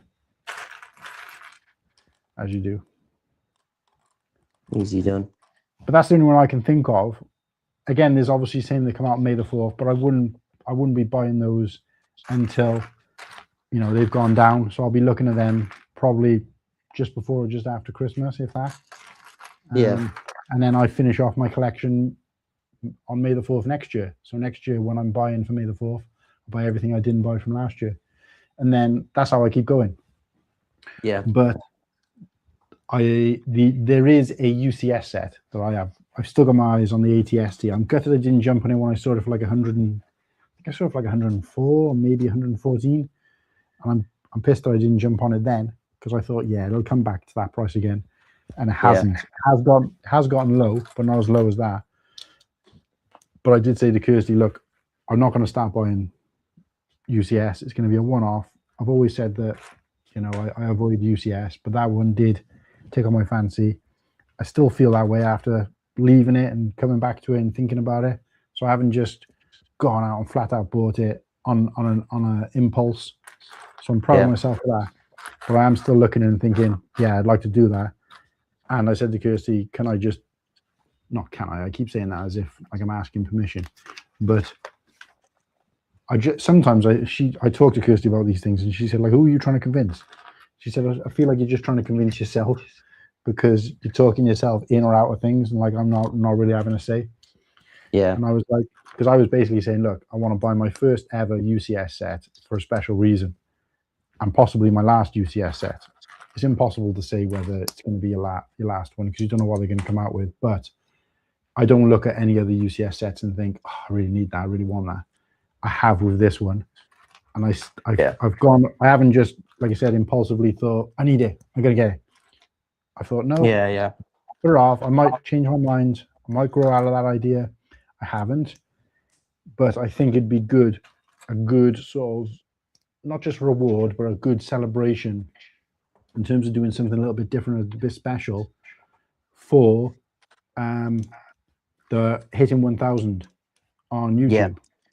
So I feel like if I hit 1,000 on YouTube, or when I hit 1,000 on YouTube, I should be saying really, when I do that 1,000 celebration stream, which is going to be like a huge celebration stream, I want to do something extra special. Don't get me wrong, I've got some big sets like the Ghost and the Imperial Star Destroyer, some big chunky sets like that. The Coruscant Guard gunship, that are massive sets like that I've never built. That I could do those quite easily, but I just think it'll be extra special if I. There's just something about like UCS in it, like it just. Well, not for me really, but because I was never done it. It just sounds more like more premium, doesn't it?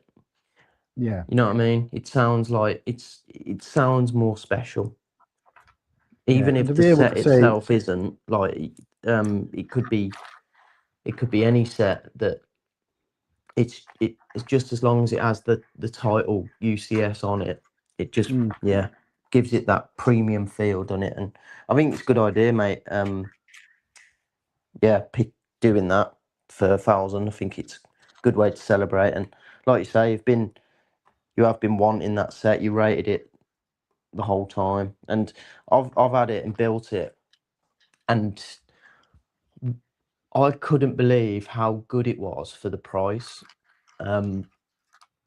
Like I built that and I thought this, even on display, I feel like there's more to it than some of the UCS sets, which like over £200. You know what I mean? Like it, I think it's a really good set. So all power to you. It's important to me in a lot of ways. One, it would be my first UCS set. Two, it would be obviously celebrating 1,000 and like a benchmark for just not just me, because if it was just my channel on my own, it'd be one thing. But because it's something we're working towards and a channel that we help and support each other on, that kind of makes it that much more special. It makes me want to celebrate that much more. And then on top of that, it's also the,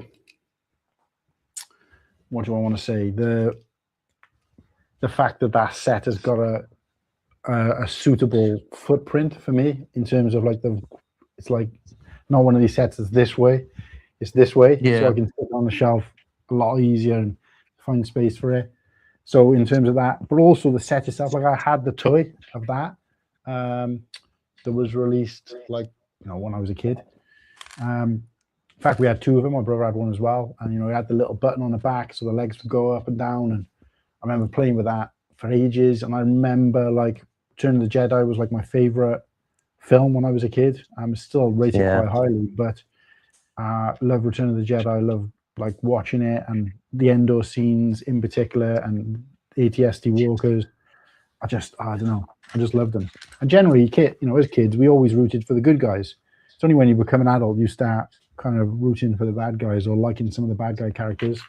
Yeah. But as a kid, I do remember being like, I want the Ewoks to win. I want the rebels to win. But I like It's still like I still love watching those ships, like, you know, over any others. So no, it's not. It's nice when a set has like a good supporting reason to it, away from just the actual Lego build. You know what I mean? It's nice to hear backstories to sets and different reasons why people like it. see, this is what's annoying me about this fucking thing. Like how I know the lighting's not the best in here, but like how dark. Those are supposed to be just brown, normal brown chocolate color pieces. Oh, mate, the colours in the instruction booklets are shocking, aren't they? Yeah, the colour's way off. And the thing is, it changes for each page. Because back here, there's even dark brown. Like, look at this. See that piece you're putting on there? Yeah. It's black. It's practically black on that picture. And I couldn't find it for ages and then realised it's not. It's the darker brown. So when I actually go to put black on, you can't, there's like tell me, again, the lighting's not going to help me out much. Maybe it'd be better on this camera. Probably the same. Tell me, right, that there's a difference in colour in these two pieces up here. No, sorry, up here. Yeah, it's an absolute ball ache, isn't it? And it's so dark you can't see that this got a Technic. This has got a Technic cross through the middle of it. And I know you guys can't see that, but I'm looking at it with my own eyes and I can't see it. So the only reason I knew was because I was looking for a black piece. But this is black and this is dark brown. And these instructions are shocking. Considering this is new, a newer set, they've actually gone worse. In some ways, they're worse than the ones from back in the day where you couldn't tell the difference between black and grey. Oh, we have had some more comments. About 15 minutes ago, Wildcard UK, the EU is canon, Disney is non-canon. Whatever floats your boat, mate. I'm better yet, make your own canon, as we all should. Disney has no consistency. I'm sort of on the fence. I get why a lot of people say Disney have ruined Star Wars. Like, I can get where they're coming from, but at the same time, I don't agree. I do think Disney have done a lot of good things with Star Wars. They've done a lot of bad things with Star Wars. So yeah, I can. If that's the argument you're trying to make, like I say, I get it. Do I agree with it? Probably not. Like, at the end of the day, whether we like it or not, canon is canon. Like, the Acolyte frustrates me because there's stuff in it which I thought broke canon, but now it's out there and it's lore. It's like, I don't know what to believe, but at the end of the day, it is what it is. It's out there. It's part of Star Wars, whether we like it or not. Force Bricks, the expanded universe is 10 times better than the Disney canon. I'm currently reading Heir to the Empire, and it's already better than the ST. Is the Heir to the Empire the Thrawn trilogy? Because again, the original Thrawn trilogy. I've tried to do a little bit of research into like what seems to be the general favourites when it comes to Star Wars novels, because I wanted to pick a good one for my next one. The Thrawn trilogy excited me, but then when I saw that it was like a Legends thing, I sort of just, like I said earlier, I'm not really bothered about the Legends stuff when there's so much canon stuff that I don't know about or haven't read. I'd rather read and focus on that stuff first. But yeah, I've heard the Thrawn trilogy is incredible. I think from a reader's perspective, it is obviously there's two schools of thought. Well, there's multiple schools of thought, but because what is now, sorry, let me get rid of this. Because what is now Legends are let's just call it Legends because that's what it's officially called now. Whether I agree that it should still be called the EU or not is kind of by the by. It's just, someone changes their name, that's their name now. Tough. So Legends, right? So because Legends, there was such a backlog of books in terms of officially released Star Wars books that filled the gap between when the Star Wars movies ended and then The Menace came out, and then even beyond that, because even then they didn't release a whole lot of books, official books.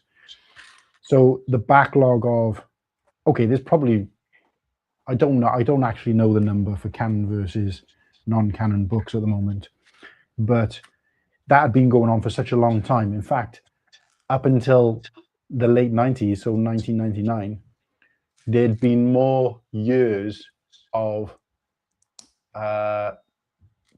Star Wars content being in books than there ever was Star Wars movies, because the Star Wars movies only spanned from 1977 to 1983, which was through 6 years. And then in the remaining, I think it was Heir to the Empire was the first one, and it came out in the early 90s. I want to say 1991. So by 1999, those books that had been filling, the airspace, if you like, had been going longer than the movies were ever around, if that makes sense. So for a lot of people, that was Star Wars. It was the only Star Wars. And then obviously they continued to do that right through until Disney took over. And then Disney started doing, and obviously separating it and non-canon, canon, whatever. But the rich backlore, and of course some of those what were Legends have become canon. So some of those books have been integrated, like things like Darth Revan being mentioned in, Star Wars shows and stuff. Shows that it's been kind of, they are bringing some of the stuff in and recognizing some of it. Thrawn as an example, they brought Thrawn into Rebels, and he only existed in what was the Legends before then. So they are doing some of that, but it was such a rich tapestry background at that point that people refused to be like what I guess Wildcard is saying. I mean, obviously, I don't agree necessarily with his comments because EU is canon, Disney is non-canon. It doesn't really make sense because canon is canon. It's like saying, well, today is not my birthday, even though it is. Tomorrow's my birthday. Now, you can argue as much as you want, but it's called canon because it means that it's the officially recognized timeline. Yeah. So if EU was canon, then it wouldn't make sense. It wouldn't make sense because then. But why does it need to be canon for you to like it? Do you see what I mean? Yeah. So like, I don't need Disney to say it's canon for me to be able to enjoy it. Like if I buy the Heir to the Empire book series, it's not canon. Oh, I'm throwing it in the bin then. I don't care. It's like nobody gives a shit. You know what I mean? So that's what I didn't get the butthurt from a lot of fans at the time when they were like, it's being referred to, it's not classed as canon. I'm so annoyed. Like, but did you enjoy the book? Yeah. So why does a company recognizing something as being canon or not canon change your enjoyment of it? It doesn't. They're just putting a title over it. Yeah. You see what I mean? It's just like when people start talking about, I don't know, let's go into like gender fluidity and stuff like that, where people are like, well, I want to be recognized as a man now instead of a woman. Like, it don't affect me, so why do I care? Like, you can be called an ostrich if you want. Like, it's not changing my lifestyle, so why should I? Do you know what I mean? So I never got that. And obviously this was years and years ago they made that kind of announcement, but I've never kind of understood why people care that much. It's like, I've only started reading the books and getting into that back history because I didn't really read those books back then, but I've only started getting back into it since it was classed as non-canon. So it's not like it's not like it's turning people away or turning people off. Nah, I think more than anything else, the butthurt doesn't come from the title of it. The butthurt comes from people basically recognizing that the stuff they love might never make it to a TV screen. But when you were reading those books, if you were reading them when they first came out, you never even thought there was ever going to be any Star Wars again. So you went into it knowing that they were probably never going to be appear on the screen anyway. So the fact that they've now basically confirmed what you already knew, why is that someone else's fault? Yeah. Especially when they have made an effort, albeit small, an effort to bring some of that non-canon into canon, which they didn't have to do. And if Disney had never taken over, there would be more stuff that, do you know what I mean? So the only frustration you can have with it, the only reason that they would have to be frustrated is the fact that somebody is telling them that it isn't part of the official line and therefore you're not going to see it on telly. Yeah. But if that company, i.e. Disney, didn't take over, then nothing would be on TV. So you know what I mean? So I wonder what, like, if it got put to a vote now, if it's only yes or no, if you went back in time, would you rather Disney take over and we get everything that we've had, or would you rather Disney didn't take over and we got nothing? I think all these people who have slagged Disney off and said it's ruined Star Wars would still say they would choose Disney and have the extra content. Because I didn't enjoy the sequels. I think they were pretty poor. I thought Force Awakens was pretty good, to be fair, but the other two. But for me, like, I'd still rather them be there so that I could have had Mandalorian or could have had Andor and Rogue One. Do you know what I mean? So so going back to what was the name? Wildcard. Like Disney not being, like Cool Hands just said, Disney not being canon, it is, whether we like it or not, but definitely get the points. And like you were saying about non-canon books and legends and stuff, as long as you enjoy it, it doesn't matter. You've just got to pick your sort of target, what you want to get out of your fandom. So it's like, for me, I don't want to read the legend stuff. It's not that I'm against it, it's just that I choose not to, because not that it doesn't count, but for me, I'm just more interested in what could potentially be important in the larger scale of Star Wars. But that's nothing against the idea of legends, but it's just not my cup of tea.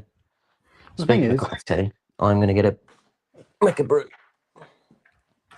It's definitely worth noticing as well. To some people that Disney has released books.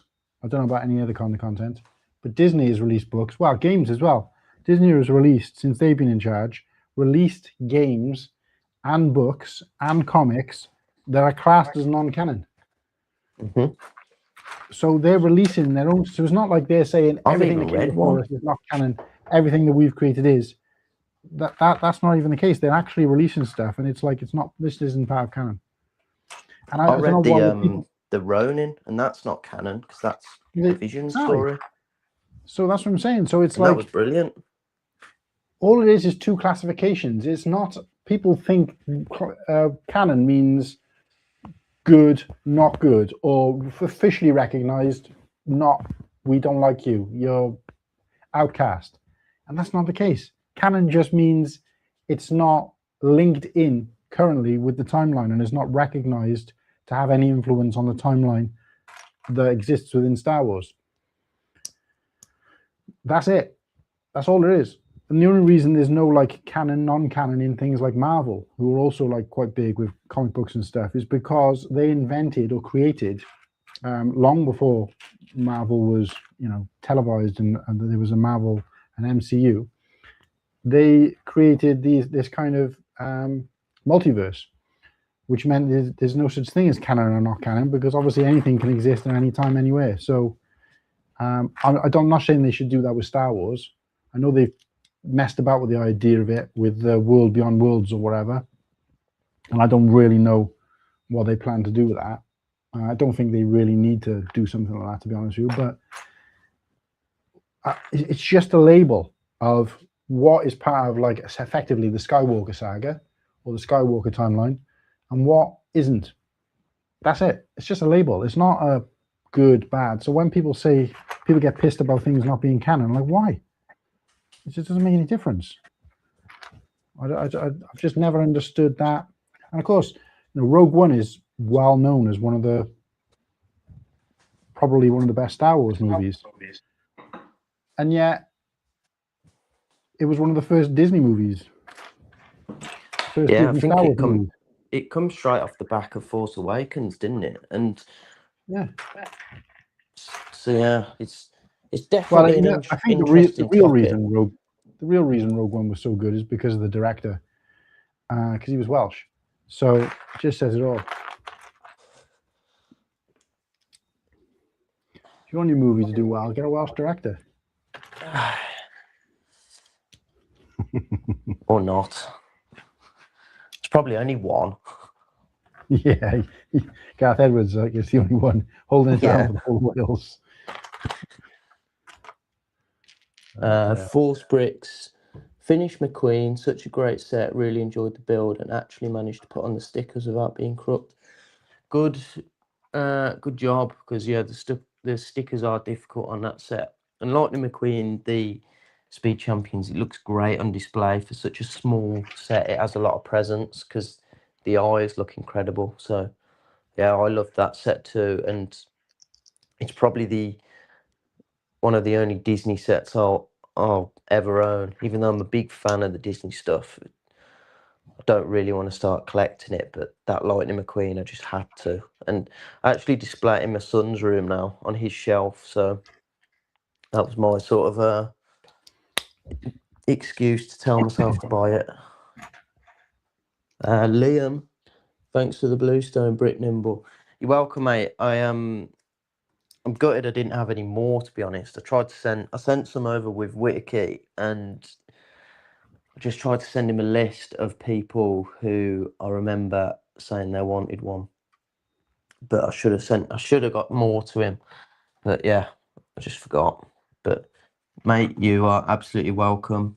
As soon as I put pictures up of them, you were one of the first people to say how cool they looked, and when Bluestone was live and kicking, you were a big supporter of it as well, mate. So that's, I suppose, the brick is my small way of saying thank you.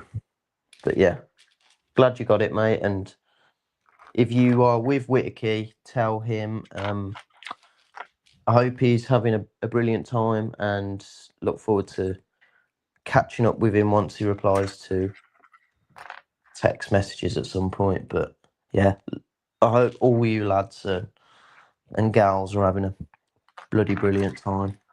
Mm-hmm. Yeah.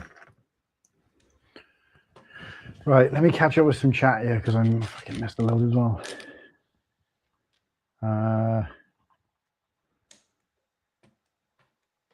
Oh Christ, I've gone too far. I've built the MTT 6 times. It's not a bad build, and the mechanics are pretty interesting. When I built my Desert Skiff and Sarlacc Pit, I got paper bags, but there were plastic bags inside the paper bags. Like Lego, what are you doing here? Expanded universe is 10 times better than Disney canon. I'm currently reading It's the Empire. It's already better. Exactly. I actually like the fact that they're separated, because to me it's like UCS and 18 plus Lego versus playsets. I'm not saying I'm not going to dabble in both, but one is for a different type of person, and that just makes it easy for me to know what do I fancy. Do I fancy something that's a bit deeper, a deeper cut, or do I fancy something that's a bit more family friendly, fun? It's almost like when I sit down, do I want to watch a horror movie, an action movie? And for me, not in every facet, but for me, I know that the canon stuff in terms of books, comics, watching is going to be a bit more family friendly. It's going to be a bit more kid orientated. It's going to be a bit more fun, exciting, a bit more like well-rounded. Whereas the non-EU stuff or the legend stuff is going to be grittier, darker. Do you see what I mean? So there's nothing wrong with having both, and not having everything be canon to be able to say it's canon, because it doesn't achieve anything then. Like, even if Disney turned around and said, right, all these books from in the past are now all canon, doesn't necessarily mean they're going to make a movie or Lego sets or games out of them. That could be it. It changes nothing. So yeah, just get over it, guys. Oh, Imagine Art is out there, straight out of Tallahassee. Hi, Imagine Art. Welcome in, and please drop a like. And I'm guessing you're a sub to Cool Han already, but please drop me a sub if you could, please, as I'm on the road to 250. It'd be muchas gracias, much appreciated. Yeah, Josh will help you out. He'll jump over and give you a quick subby if he hasn't already. He's actually been on a couple of streams with me before, so this is somebody who I've met just doing these daily lives, and turned into somebody. Literally just got the notification he's subbed. So what's his name? Josh, is it? Yeah, Josh. Josh, thank you very much. Really appreciate it. One day I might understand what you're talking about, Star Wars, osmosis, or some such. Yeah. I love Sarah. She, and I feel for her, to be fair, because I'd say 80% of the time we're talking about Star Wars more than anything else, and she's still a ride or die. So, Sarah, honestly, we do really appreciate you. But if sticking with us, it really mattered to Sarah that much, she could just go and watch them. Do you see what I mean? True. So, but that's what I'm saying. I'm not saying she has to, or that it matters to me either way. It's just cool that she hasn't, or whatever, but it's still here, kind of thing. Whereas if this was me, after a couple of episodes, I'd be like, let's say the shoe was on the other foot, and Sarah was hosting a Harry Potter based Lego stream or whatever, then I would be like, you know what, I need to go and watch some of these and kind of get myself refreshed to get back into it. I'm not saying it's good either way, but it's good or bad either way, but it's it's good. It is good because you come in every week without knowing anything about it. It's interesting, isn't it? Because it's like I suppose, Sarah, what is your reasoning for not knowing? Like, have you watched Star Wars before and you just didn't like it, or is it just something? Because I understand that there's other franchises out there which I haven't watched yet, and I'm not bothered about watching because I don't want to risk getting into it. Like Marvel stuff, I've not seen any of it, and I feel like if I did watch it, I'd probably like it. So I just make sure I just keep my head uninterested, don't listen to any sort of Marvel stuff. Or same with Harry Potter. I think I've watched the very first movie, and at the time when I was a kid, I think I did enjoy it. But now as an adult, I think I do think I'd like it. But I just don't want to get into something again. Like I know what my head gets like. I get obsessed with things very quick. So yeah, I avoid it because I don't want to be seduced by it. So it's always interesting hearing other people's reasons why they don't watch things. Yeah, no, Harry Potter is different for me because it came like, I know it's not necessarily a generational thing because there are some adult fans of Harry Potter, but generally most people are, well, I suppose they'd all be adult fans now anyway, but because those books came out in like the kind of, I don't know what it was, mid-90s or whatever, anybody who was kind of like a teenager like myself then, or perhaps late teens or even early 20s or whatever, and were kind of reading and into fantasy type stuff, would have gotten into that and then obviously grown up with it. And it's perpetuated by things like Lego, which is why I think Lego has done a good job by picking its licenses, because I think if it wasn't for things like Lego, Harry Potter would have been kind of forgotten about to some degree, because it's the only thing keeping it relevant. If you think about it, okay, they're making new movies now, or new TV show, or whatever it's supposed to be. Yeah. but that's only been in the last like year or so. Prior, it's been, what was it, 10 years, 10, 15 years since the last Harry Potter movie came out. Deathly Hallows Part 2. So Probably. it's been a long time without any Harry Potter, and even throughout, in between those movies, it was perpetuated by things like Lego, other merch as well. But yeah, so for me, like, if I know obviously that at some point we're going to have a show, Harry Potter based Lego show, and I think there's enough lore within Lego Harry Potter to do multiple shows on it over the course of time. And I'm going to enjoy those because it's something I don't know about, and I tend to find that a bit more interesting, mostly because I've got less to say, so I get to rest my voice and rely on other people. And those are the good opportunities to have guests on, when it's somebody who can kind of help educate me. Yeah. And not just that, because obviously I'm not doing it. We don't put the show on to educate ourselves. Otherwise, there'd be no reason to turn the camera on. We do it to entertain the people who are watching. So there's people out there who are going to be like, oh, I would like to know more about Lego Harry Potter, whatever. And I've obviously bought sets for Kirsty because she was a bit more of a fan when we first got together. So I think I was even buying Harry Potter sets for Lego sets before I was buying Star Wars sets for myself. Yeah. So I would do that, take that time to go and watch the movies again, because I do actually want to see them again anyway. But I know what you're saying. I'm kind of the same.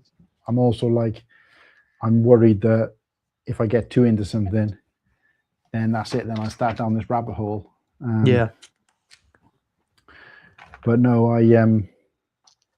like I said, I think Harry Potter is a bit like Star Wars. It's stood the test of time, and it's got a kind of deep, rich tapestry of lore and things like that that's built up over time because it stood the test of time. And the longer something goes on, the more kind of detailed and stuff the kind of stories and the books and stuff go. The only thing that's different with Harry Potter is there haven't been that much kind of spin-off stuff.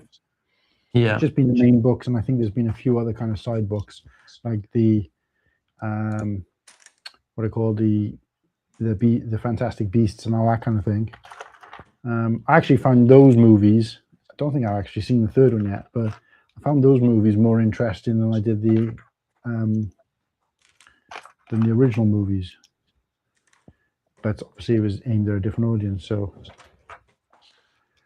yeah, I get that. It's I don't actually know where I was going with that point, if I'm honest. But well, Harry Potter's massive. Like, it is massive. But I'm like you. I would be like, I'd be real keen to do a Harry Potter show, because it's nice to like with Star Wars, we've all got a very strong opinion because we're so passionate about it.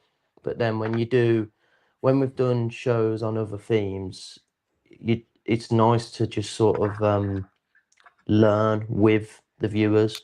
You like yeah, sort of what they're watching us in live time, learn new tricks, new things. And like you say, it's good to just sort of sit back, and you can judge things then as well by just the eye test rather than the heart.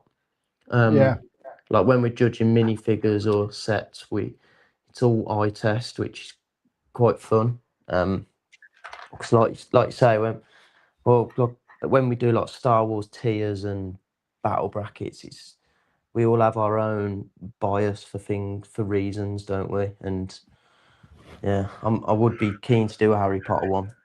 But so Sarah what has said, sorry, she's left a few comments here.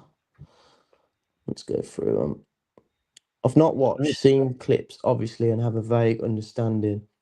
Was taken to see The Empire Strikes Back as a kid, and it terrified me. I'm reluctant to watch it alone, I guess. Fair enough. I don't think you'd be that scared of it these days. Force Bricks has to head out. Have a great rest of the stream, mate. Thank you very much for tuning in. Really appreciated, and good to hear from you. Catch you very, very soon. Let's go back to this one from Pirate 1980. Evening from Atlanta, Georgia. I'm sitting here watching my super favorite YouTuber people while on my 30-minute lunch break, and I work till 8:30. Then I'm off till Monday afternoon. Amazing, nice. Pirate. Yeah, good to see you back in here again. Always comes in with the nice, sweet words, sweet comments. Appreciate you. And yeah, how's things out there in Atlanta, Georgia? I've been learning today in a little bit of free time I had. And when I say learning, I write something down and I just try to remember it. I do it with stuff quite often just to try and keep my brain, my old brain, basically. If I don't train it, it just starts becoming dormant. But I was learning about the capital cities of each state in the USA. So I had Kirsty doing a bit of a test of me while I was cooking tea. I got a few right, but I need to learn that a bit more. But yeah, so hello to Atlanta, Georgia. Enjoy the rest of your break, and hopefully the shift goes quick, and then obviously you get till Monday off. Tune in, Pirate, to Sunday show, 7 p.m. UK time. So that would be Atlanta, Georgia. So you're, so you would be Eastern down there. So it would be 2 p.m. UK time for you, 2 p.m. Eastern time for you. We got a great show, and being an American, you might find it kind of interesting. That's all I'll say. Yes, but the Wizarding World is more than Harry Potter 7 movies. There's the stage show plus the Fantastic Beasts movies, illustration book. Yeah, exactly. So I knew there was some kind of spin-off, but there's not like as much. But then of course it is a lot younger as well. It's kind of like 20 years younger. It's got a very British feel about it as well, which that does intrigue me. I love like British charm on TV shows and films. I think we're unbeaten when it comes to that sort of stuff. Like you can't beat British accents on the telly, can you? No. So yeah. So what Sarah's saying has been 3 other movies. Yeah. So all the Beasts movies have come out since then, and I know obviously that has helped perpetuate it. But in terms of like obviously they're still releasing they've just released another Hagrid's Hut and a bus and that kind of thing. So I'm just saying that it's like Star Wars in that the reference material for that set that they've just released hasn't been seen for 20 odd years, and they're still able to release another version. But it's because of the fandom. The fandom is what's growing it, and in turn, I think the Lego being re-released as kind of quenches your thirst for, because what else would you have? I'm not saying everybody who's into something has got to have a Lego set to continue to be into it. I'm just saying it keeps it going for new audiences. So if you stood in a Lego store, I mean, I don't recommend doing this because you look a bit weird, but if you stood in a Lego store all day and watched who was buying that that new, what I call it, the night bus, it wouldn't all be like adults. There'd be some kids buying it, and they're buying it because it looks cool, or because they know a bit about Harry Potter, or they've read the books, and it just gives them something else beyond the page, beyond the screen, that they can have something to show and display and that kind of thing. And obviously with Star Wars, there's a lot of merchandise. I know Harry Potter's similar, but so that's all I was saying is that it's good that Lego is kind of helping fans to kind of continue to live out. Like, as I built a set the other day, well, not the other day, but recently, that was from one of the sequel films. I can't remember what set it was. I think it was Rey's Speeder. I actually thought that set was pretty cool and a cute little set. It was a good price for when it came out. And again, not a huge part of the movie. And the movie itself obviously wasn't necessarily the best, but it doesn't mean I can't still enjoy that Lego build. Definitely. Yep. Lego is great because you can enjoy building something that you've gotten absolutely no interest in. Well, that's it. You know what I mean? Yeah, 100%.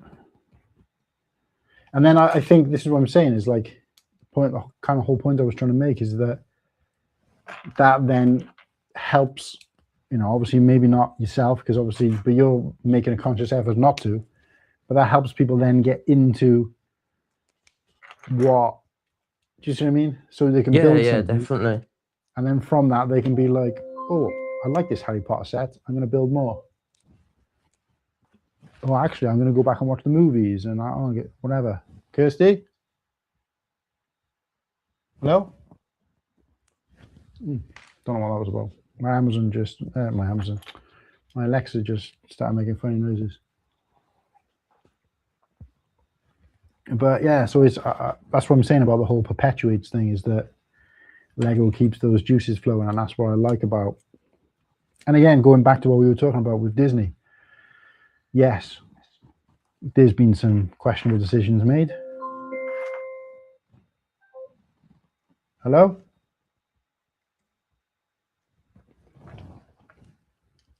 She's just trying to get my attention.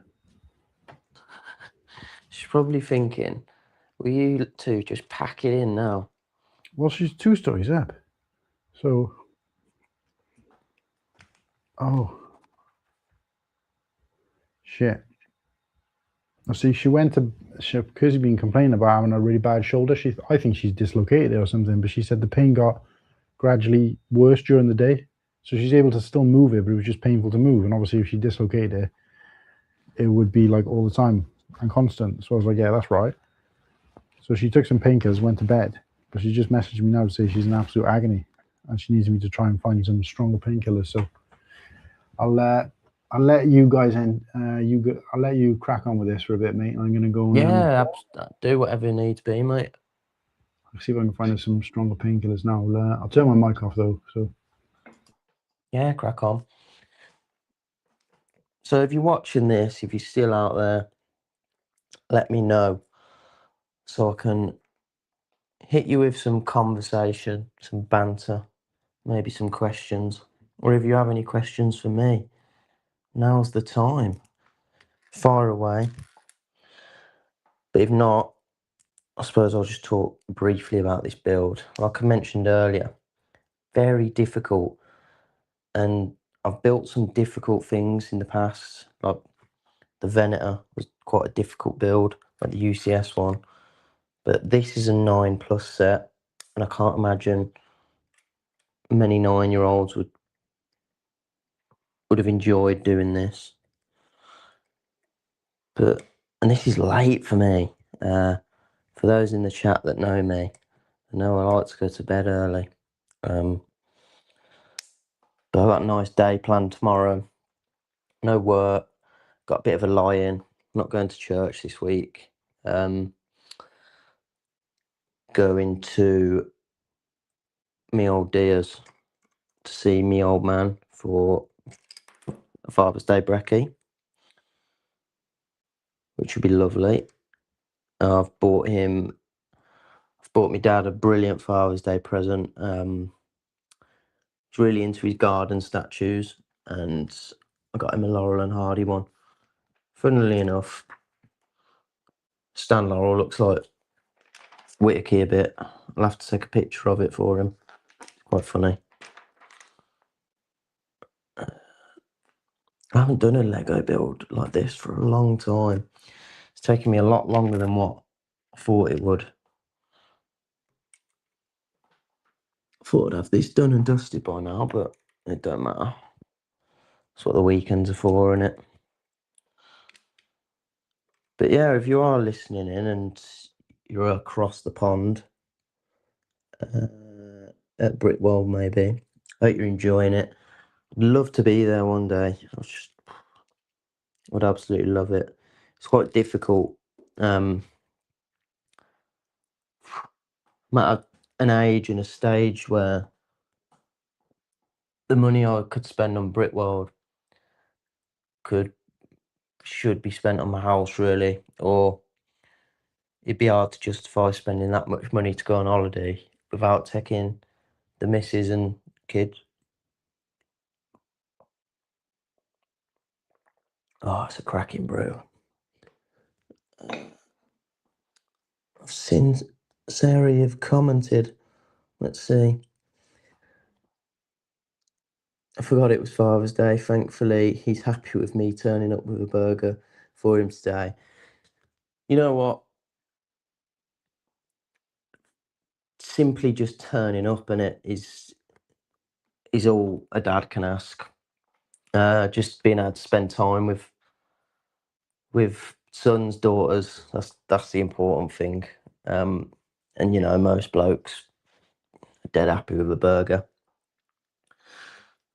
But yeah, I'm proper milking it this year because normally on Mother's Day, my mum does like little gift bags and stuff for my sister and my girlfriend. And I just thought, right, sod it this year, flipping the script a bit. I don't want a gift bag. I just want a cooked breakfast. I just want a full English. So yeah, I'm dead looking forward to that.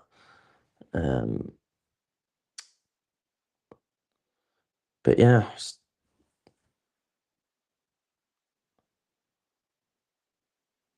Sarah, have you built any Lego this weekend?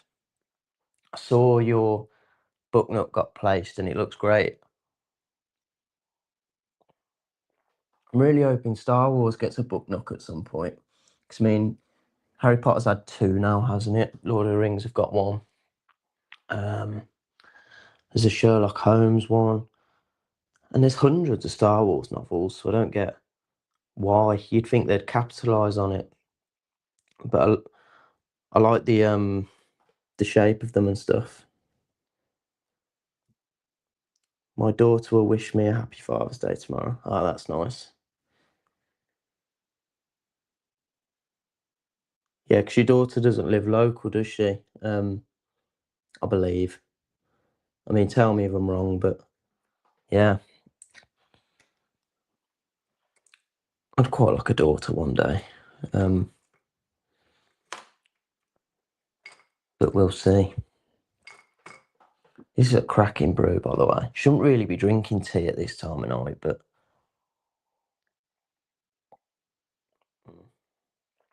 Saturday, innit? It's not that wild. There'll be people out on the piss and that, wouldn't there? This time of night. I suppose for the people at Brick World, it has definitely made me jealous. She's in Seattle, so 4,500 miles away. Not exactly local, no. No, it's not walking distance, is it? Let's put it that way. And you built the piranha plant. Is that the Mario one? Because that looks really cool. It's a really it looks like one of them sets where you could put on the other end of the room and it wouldn't look like Lego. I love Lego sets like that because they're just easy to display and you can stick them in the house. Well, I do try every now and then to put Lego in the house, and the missus she goes nuts. Well, not nuts, but she's just like, I do not want any Star Wars ships in my lounge, and I kind of have to. I get it, to be fair. But yeah, the people at Brick World, it does make me very jealous, and it also makes me even more excited for Bricktastic next year because I know that's our version of it. Like seeing all the community get together, all the pictures, all the laughs and stuff. Like I remember this year's Bricktastic and how special those moments are. Like you meet up with people who you don't even know their faces. You just know them by names, and it's not even like real names. It's like Instagram names or whatever, and it's just such a special moment.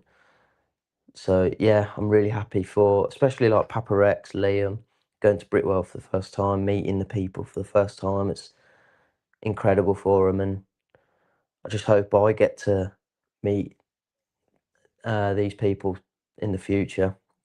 I'll never say never with Britworld, because yeah, I would love to go. Maybe if I can get myself in a position where I can bring the family, and then that's my excuse to go. But yeah, Bricktastic next year. Sarah, if you're still listening in, it'd be amazing if you're able to come next year. We had such a good crack in the hotel on the evenings and stuff. It's just, yeah, such a laugh. Yeah, I couldn't recommend it anymore. I think it's always weird with, not weird, like the Lego community. Sometimes I speak to us, like our community, more than I speak to my best friends. So to have like an excuse to go and meet up, yeah, it's special. And not many people can say they they not, well, I know for me anyway, like none of my in-person friends, like around by me, I mean, like, and school friends, football mates, none of them are into Lego or even Star Wars. So to have this community where you can just share your hobby, share your passion, it's just, yeah, it's nice. It's nice to feel normal around people, let's put it that way. Right, bag number 6. Got 3 bags left. Am I going to finish it tonight? I mean, I'll be pretty impressed if I do. Because, like I say, I'm normally in bed by 9:30. I don't even know what the time is now. Yeah, the Mario one. It's not so Lego looking. Super quick build. Really enjoyed it. Yeah, nice one. The Piranha Plant, I always see it in B&M. It's like, I just automatically think of B&M when I see it, 'cause it's just, yeah, it's always there. Any B&M, it's there. Definitely doing Bricktastic next year. Brilliant. Like I say, it'll be amazing to finally meet you, and you'll just love the banter we have. Definitely. It's really touching how you've all accepted me. Doesn't really happen for me. Sarah, you make it sound like it was a difficult thing. You fitted in more than anyone. You know what I mean? You're just part of the gang. And it was like I was saying, a lot of people you have in your life that's like close in your inner circle or like locally and stuff. It's rare to find people who share the same hobby and passion that we have. So everyone can just sort of be themselves in this community, which is what I think makes it stand out. There's no hiding nothing. You ain't gonna get the piss ripped out of you. Well, you will, but it's from a loving side. But no, Sarah, we're just grateful you're a big part of it. That's what makes it so special, this community. And yeah, it's just amazing times, isn't it? It's like if someone told me probably like 4 years ago that I'd be in this position now, when I wasn't even buying Lego or even thinking about it, that I'd be, meeting up with strangers of all different ages in Manchester to go to conventions and talking online with them on live streams, I would have been like, what are you smoking?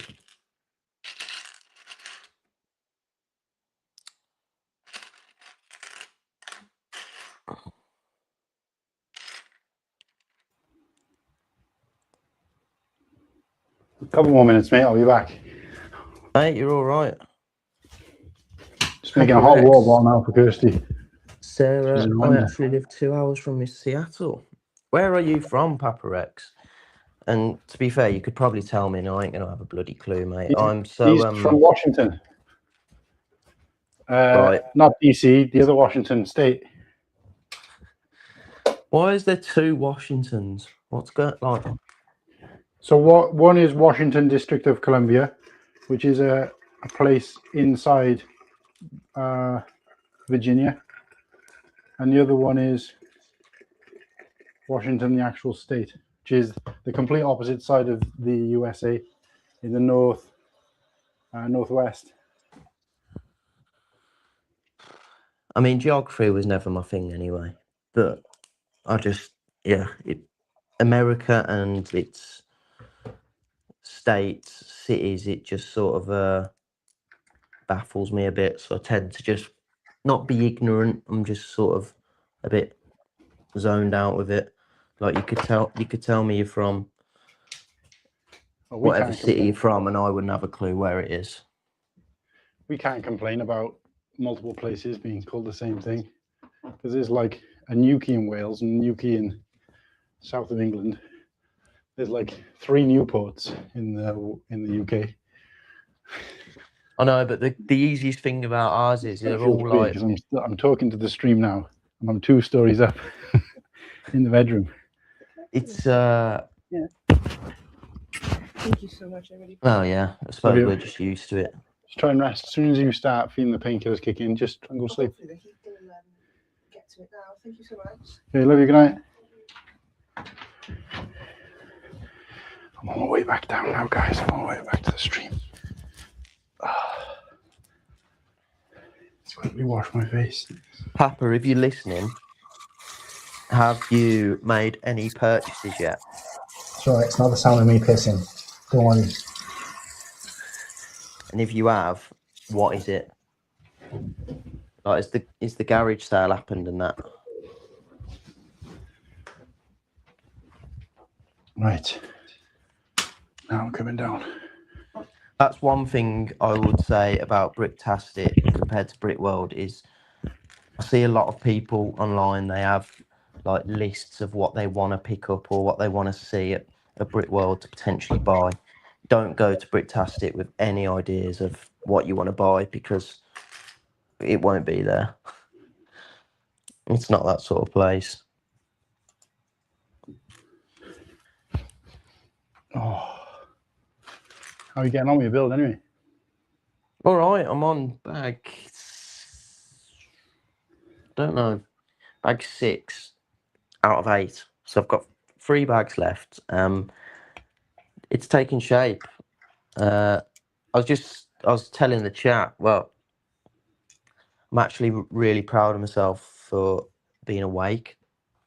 Normally I'm asleep by 9:30, and I'm not even like mega tired either. Like I easily think I could finish this build tonight. Oh, I was just about to say, are you planning to try and finish it, or are you going to do a part 2? I don't know. I probably want to. Depends how long you want to stream for, I suppose. I got no rush to finish. I'm probably going to be finished before you, but Don't know how many pieces you got left. Do you reckon? How many bags? Well, I don't know because I emptied them all, didn't I? So there's no way of knowing. But I don't know. I reckon. I mean, if I locked in, I could get this done in half an hour. Less than that. But obviously, I'm looking at. But as long as we're both looking at the chat and keeping it up with it, then I should be all right. Why am I building 2 of these? So I did hear some of what you were saying, but I don't know. Could you even hear me? No. All right. Because I did turn the mic on when I came back down and carried on talking while I was going upstairs and stuff. But I realised then that the signal might have been too crap. You might not have, because I was too far away from the mic receiver. So yeah, I didn't hear nothing, but I was just chatting to Sarah. She's still out there. Nice. And Papa Rex has popped back in. Did he say what he's been up to? Like, you know, no, well, he might have. I did ask him. Like, what's he doing right now? No, he hasn't said anything. So I'm guessing then that he must just be like hanging out, doing everything. I mean, bearing in mind it's what are they 6 hours behind there? So it's like what 5:30 in the afternoon. So he's probably just hanging out and doing stuff and then just dropping the odd comment now and then, which is great. No complaints, obviously, but you might not necessarily be hearing what we're saying, kind of thing. So no. There you go. Do I have some shit? I can't remember if we told you that or not. Yeah. It's really touching you. It doesn't really happen for me. Sorry, Wi-Fi cropped out. Yeah, so I wanted to get into this a little bit actually with Sarah. I'm guessing you've been addressing all these comments that she's put in, but yeah, we've been having back and forth. I'm visiting in November. Oh, awesome. We're in Washington, Ellensburg. So, what is the capital of Washington? I was learning this today. The White House. No, wrong one. Do you mean wrong one? Oh, wrong Washington. Washington. This is when you probably didn't hear me because Washington D.C. is a place in Virginia, which is on the East Coast. Is Virginia supposed to be the place that's like where horror movies are set? No. Isn't it supposed to be like, or am I thinking of Transylvania? I don't know. So Virginia, so you've got Virginia and West Virginia, but Virginia is where Washington is, and it's Washington District of Columbia, aka Washington D.C. Whereas there's also Washington State. What I was saying when I was upstairs, because I could hear you and obviously you couldn't hear me, was that we're the worst in the UK at naming things multiple. Oh yeah, I heard that. Yeah. Oh, so they got like we've got 3 Newports. Yeah, there's like 3 Newports. There's 2 Newquays that are basically the opposite side of the. So if you go right down to West Wales, and there's a Newquay down there, and then you go across the water into like southwest of England, down Cornwall area, and there's a Newquay there as well. But anyway, not that it really matters, but no. So I've forgotten it, but it's actually the capital of Washington is Olympia. I should have remembered because I actually know a person called Olympia. But I'm so shit at stickers. So yeah, this is what I meant to ask. Sorry about Sarah. Is that I was thinking about it the other day. I'm not sure why.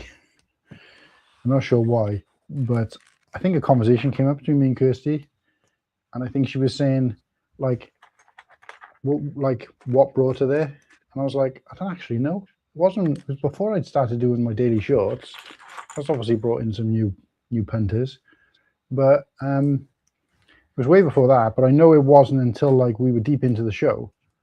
So we'd been going for like, I think almost a year before, but I can't remember, because I remember Whittaky, I think, and I seen her name like Paddy the theatre dog, and I just assumed that it was someone that Whittaky knew, because that was around about the time where he was doing those having his call-ins from his friends from work, from his theatre show. Yeah, so I just assumed it was with the name, it was that. And it was only like a couple of episodes later when Sarah was still there, and I was like, "Oh, you know Sarah?" And Wiki was like, "Well, no, I don't actually know her." And I was like, "Oh, well, where did she come from then? Where did she come from? What brought her to the channel? Where did she come from? And kind of why did she stay?" Not that it really matters. I'm obviously glad that you are and you did. So yeah, I was going to ask that. And the other thing I was going to ask is I can't remember if we ever got deep into the conversation enough to ask if. So I thought I remember us talking about trying to get Sarah to go to Bricktastic next year. She said she's coming. Oh yeah, that's right then. So I couldn't remember where we were up to on that conversation. She commented earlier, like definitely coming or something. Oh, which would be good. That'd be really good. So to go from, not liking, if I remember rightly as well, because it was definitely must have been with Kirsty, because I remember the conversation being like, I'm not even sure whether Sarah even though she liked Harry Potter, whether she'd even bought any Lego before watching our streams. Not to say that we influenced that as well, but out of curiosity, was she already like at least a Lego fan when she came to us, Yeah. So yeah, that was the question, and still interested to know because I have no clue. I couldn't remember. I was like, I don't know. So, no, it's definitely interesting because it's nice to hear, like you say, how people find us, because a lot of our first community, well, a lot of the community were people we knew before we were probably streaming anyway, or knew of, yeah. or like new names of. So yeah, it's great to Well, that's see what I mean. people come from So we've all gone from aspects.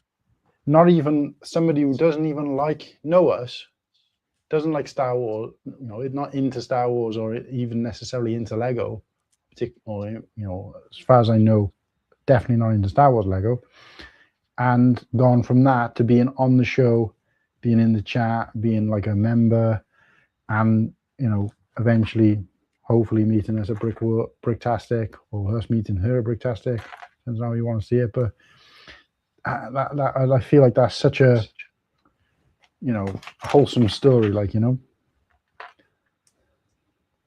and I do mean that from the point of view of just meeting like a person, like we met up with you and we met up with, not from a kind of self-centered point of view in that, oh, we've met one of our viewers, you know what I mean? Because obviously I don't think of it like that. I just think of it as getting to meet up with somebody who's also out there, just like Sarah said, I don't think I've ever explained, like, I saw Alison Hammond mention you, so I looked, watched a bit, then caught her live, and I can't tell if she's joking or not. Alison Hammond? Surely not, Sarah. Is that's the big black woman who with a crazy laugh, Yeah, right? she's one of the most famous Brummies. She mentioned us. No. There is absolutely 0% chance she knows who we are. Sarah's got to be winding us up here. I was going to say, if yeah, I feel like if that was the case, we would have got her on the show by now. She'd be a host by now. She'd make a good host as well. She'd keep it. She'd keep brilliant. Entertaining. I love her order. I think she's class. Yeah, because I remember watching her on Big Brother even. Wait, what? That's all right. Yeah, Big Brother. She was. Whittaky was sweet enough to remember my real name, so I kind of stayed. Was Legoing? Yes. Oh, she was into Lego. That doesn't explain the Alison Hammond, Sarah. You've really intrigued me here. Alison Hammond. You went on about me just because I sound like her.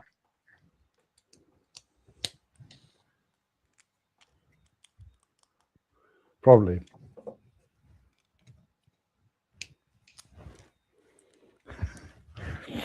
I don't think I'd even registered that she was a Brummie before, to be honest with you, but now I think about it. It's just one of those accents I hear so often that I don't even think about it, being that unusual for me. Do you rank the Brummie accent real low? No, not even close. Because I think it sounds welcoming, sounds friendly. Apparently, there was I was watching a Big Brother one year, and in there was a girl in there who pretended to be, well, she actually had Welsh heritage in her blood, but she pretended to be Welsh for the entire show and put on a fake Welsh. She was like an actress anyway, or something, like she did part-time acting, but she pretended to be Welsh for the entirety of the show. No, wait, it wasn't Big Brother. Sorry, was it Big Brother, or was it The Traitors? No, it was The Traitors. And so because she had family who were Welsh or whatever, it wasn't too hard for her. She just basically pretended to be Welsh the entire way through. And whenever she was talking off camera, to the camera where she wasn't being filmed or whatever, with her other, the other people who were on. You've seen The Traitors, right? You know what I'm talking about.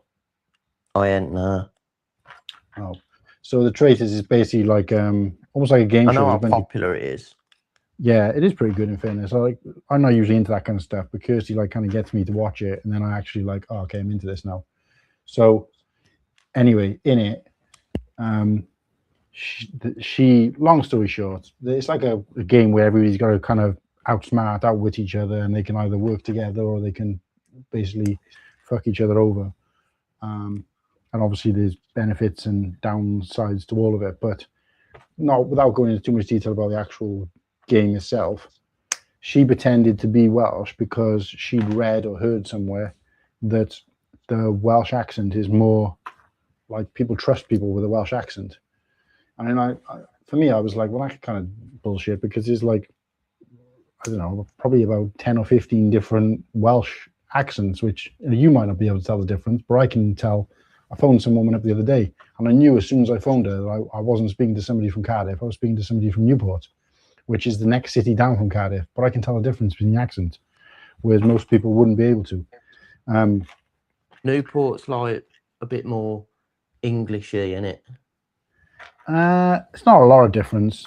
I mean, most people I know wouldn't be able to tell the difference, even other Welsh people. For some reason, I can kind of pick it up. It's because I know a lot of people from Cardiff, and I know a lot of people from Newport.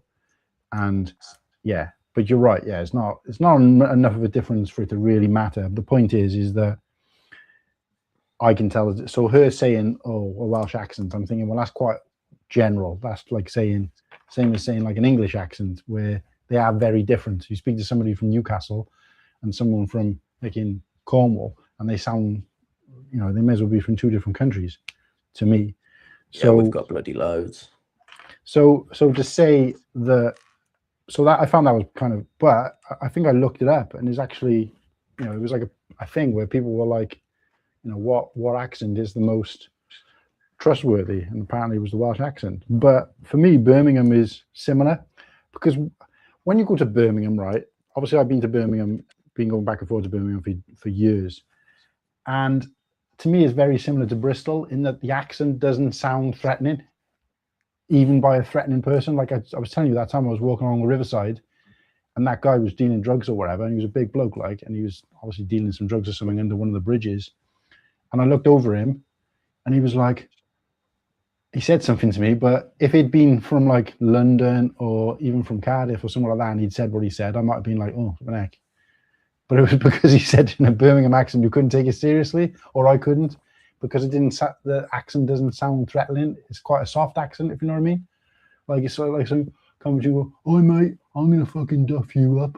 It's like, I know with that voice, you're not. Do you know what I mean? Like there's got to be. I mean, I know how you sound is not a reflection of, how threatening you might be or how dangerous you might be, but it's still in that. Whereas the Scouse accent, on the other hand, now I've got to be careful saying this because obviously there might be some people out there watching, but I'm not saying I hate Scousers in general, but I don't like the Scouse accent. And again, it doesn't. No one does. Not because it sounds threatening, but because it sounds, I don't know, it sounds rough. Do you know what I mean? It sounds, I don't know. It does kind of grate on me, the accent as well. If I hear it too much, it's got to be the worst. It annoys me when they think we're the worst accent. Sarah says it's absolutely true, and Sarah, you have to go into more detail here, because she said her son watched your building and she was relieved because she didn't like doing it with him. When did Alison Hammond say that her son watched us? I feel like we're in a fever dream here. What? I know. I thought it was supposed to be a joke. No, absolutely true. She said her son watched your building, and she was relieved. So we're talking about Nimble or Cool Hand Luke? Well, it won't be me. It'd be you, wouldn't it? Your channel, unless it was like a Cool Hang show. Either way, it's nuts. How have we gotten, regardless of whether it's you or me or whatever it is, how have we gotten this far without bringing that to light before? And because I want to find out when she said that. Yeah, we've got to find that if it's on telly. I want to clip it. I want to put it on the channel again, regardless of who it is. I want to put it on the channel. I want to be able to say I was, this show or Nimble show or whatever was mentioned. I want to try and reach out to her and be like, hey, thanks for the shout out. Do you want to be on the show? That is crazy. She's got to be. It was definitely you. Oh, it was ages ago. Took me ages to follow you after. Where was it, Sarah? Was it like on the news? Was it? There's no fucking way. No, absolutely true. She said, "Oh, it was ages ago. Took me ages to follow you after. Definitely Cool Hand Luke." What the hell? That is mental, mate. No.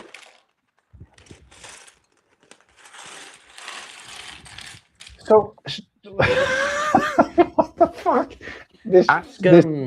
Ask AI if they know they can track it for you. Did she say it on this morning? This is fucking crazy. I'm not going to sleep now tonight until I find this. I'm going to be up till like 6 in the morning. You're probably better at that kind of thing than me. Why don't you try and do it? Because I'm fucking useless. I'm going to ask AI now.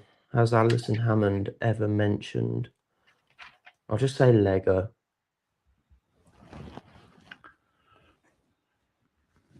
How did you not come to the show and see us like rinky dink, like in back alley piece of shit show and be like, wow, I'm here because Alison Hammond told me to come here and I'm really disappointed. Like, how did you not mention that sooner? That's fucking crazy. What a wild story. How have we had all these conversations with Sarah and that's never come to light? Because that's quite a big thing. You know, I would have been putting that in my fucking bio. AI can't find it. Has Alison Hammond ever mentioned her son building Lego? I had a awakening recently because somebody was saying, oh no, we were out and about, and I don't think Maya was even talking to me. She was talking to Kirsty, and she was like, oh yeah, she said, one of the boys in school, she said, like he always does, it's not like a bully or anything, but he just does stupid stuff in class. And she said everybody else laughs at him, but she said, I don't find him very funny. So she said, so he always like tries to make an extra effort to make me laugh because whatever. Anyway, she was like, she said, and I was overhearing this conversation because I thought, oh, it sounded like she was having some kind of trouble with this guy, but then it just sounded like, it sounds probably more like he probably fancies her or something than he's being like a dick. Because he was basically trying to make an, I can't remember exactly what the conversation was. That's by the by. But then while she's having this conversation, she's carrying on and she's saying, oh yeah, she said, because then they were talking about my dad's YouTube channel and that one of them had been in the chat and said hello.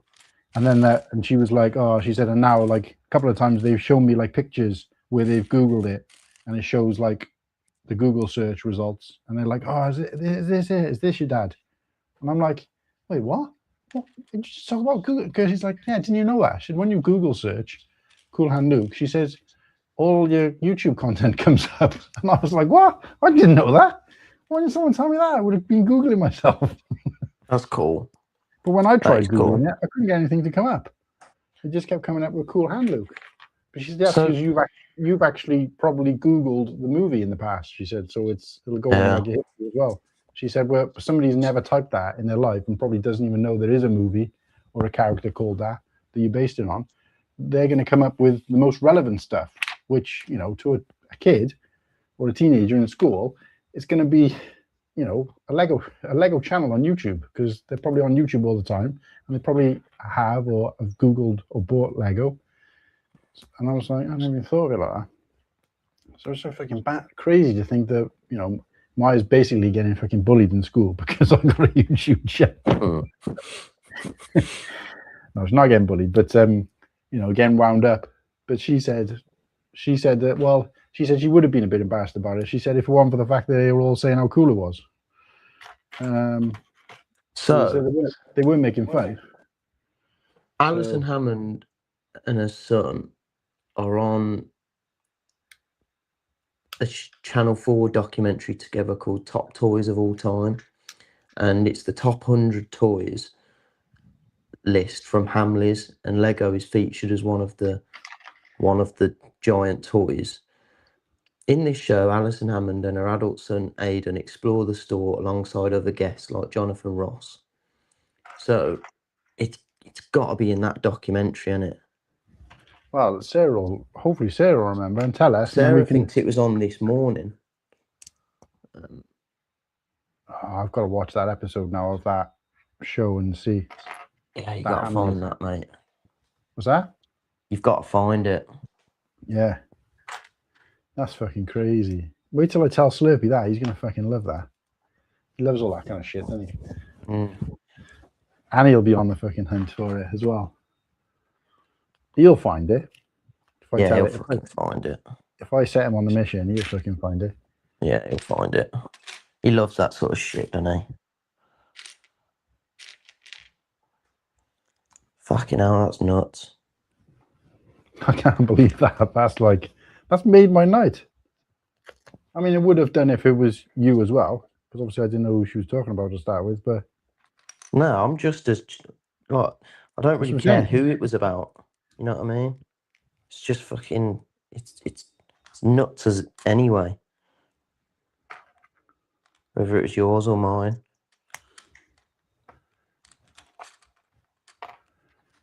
Yeah, that's got to be a claim to fame as well, if I can find it.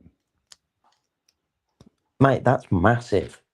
Like, if your name's mentioned by Alison Hammond, that's massive.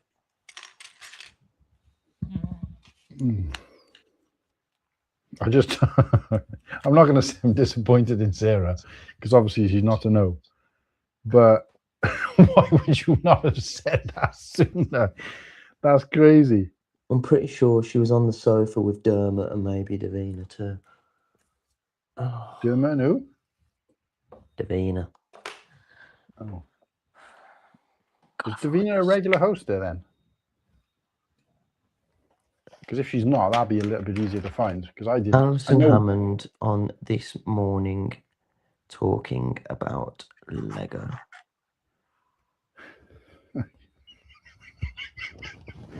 Guys, if you're out there and you're watching, or even if you're watching this on replay and you can help us hunt down this clip, please let me know and I will make it. If you can find the clip before I do and you can let me know where and when it is, then I will be forever in your debt and sing your praises on the show.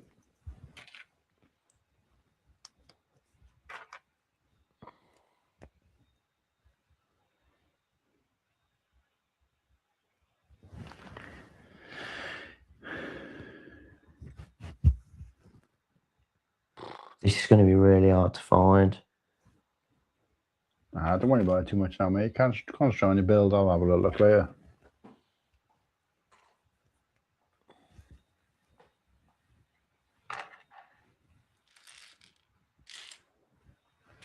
Did Sarah say why she stayed? Found out how she found us, but what made you stay, Sarah?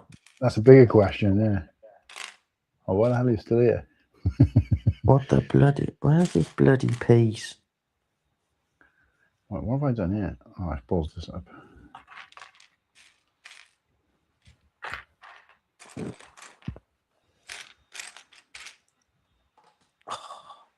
I can't find a piece and it's really getting on my tits. The annoying thing is I know it's here somewhere. Well, you're only doing one bag at a time. It's probably here, fucking just laughing at me.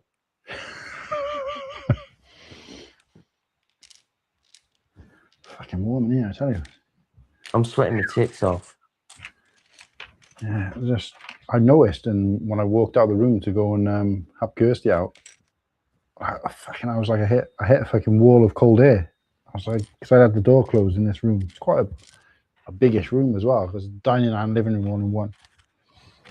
But yeah, the humidity had built up. Sweating concrete. I've got a proper swamp ass as well now. Chef's ass. Where the fuck is this piece? Not still in the bag, is it? No. I was going to say, fucking hell, I dumped all bags and I haven't lost a piece yet. But in fairness, these were all mostly small parts. And also, I haven't finished the build yet, so this is still early doors.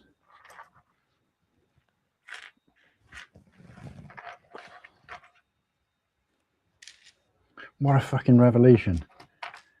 for us to be like, oh, what got us into you, Sarah? Just the fact that me and Kirsty were having a conversation recently and be like, where the hell did Sarah come from? I don't mean that in a rude way. It's just like, you can understand, Force Bricks and even like Imagine Art and people like that who've come along while I've been doing the daily live streams. But with Sarah, it was like, there's no, what's the connection like, And I've never questioned it because I don't really need to.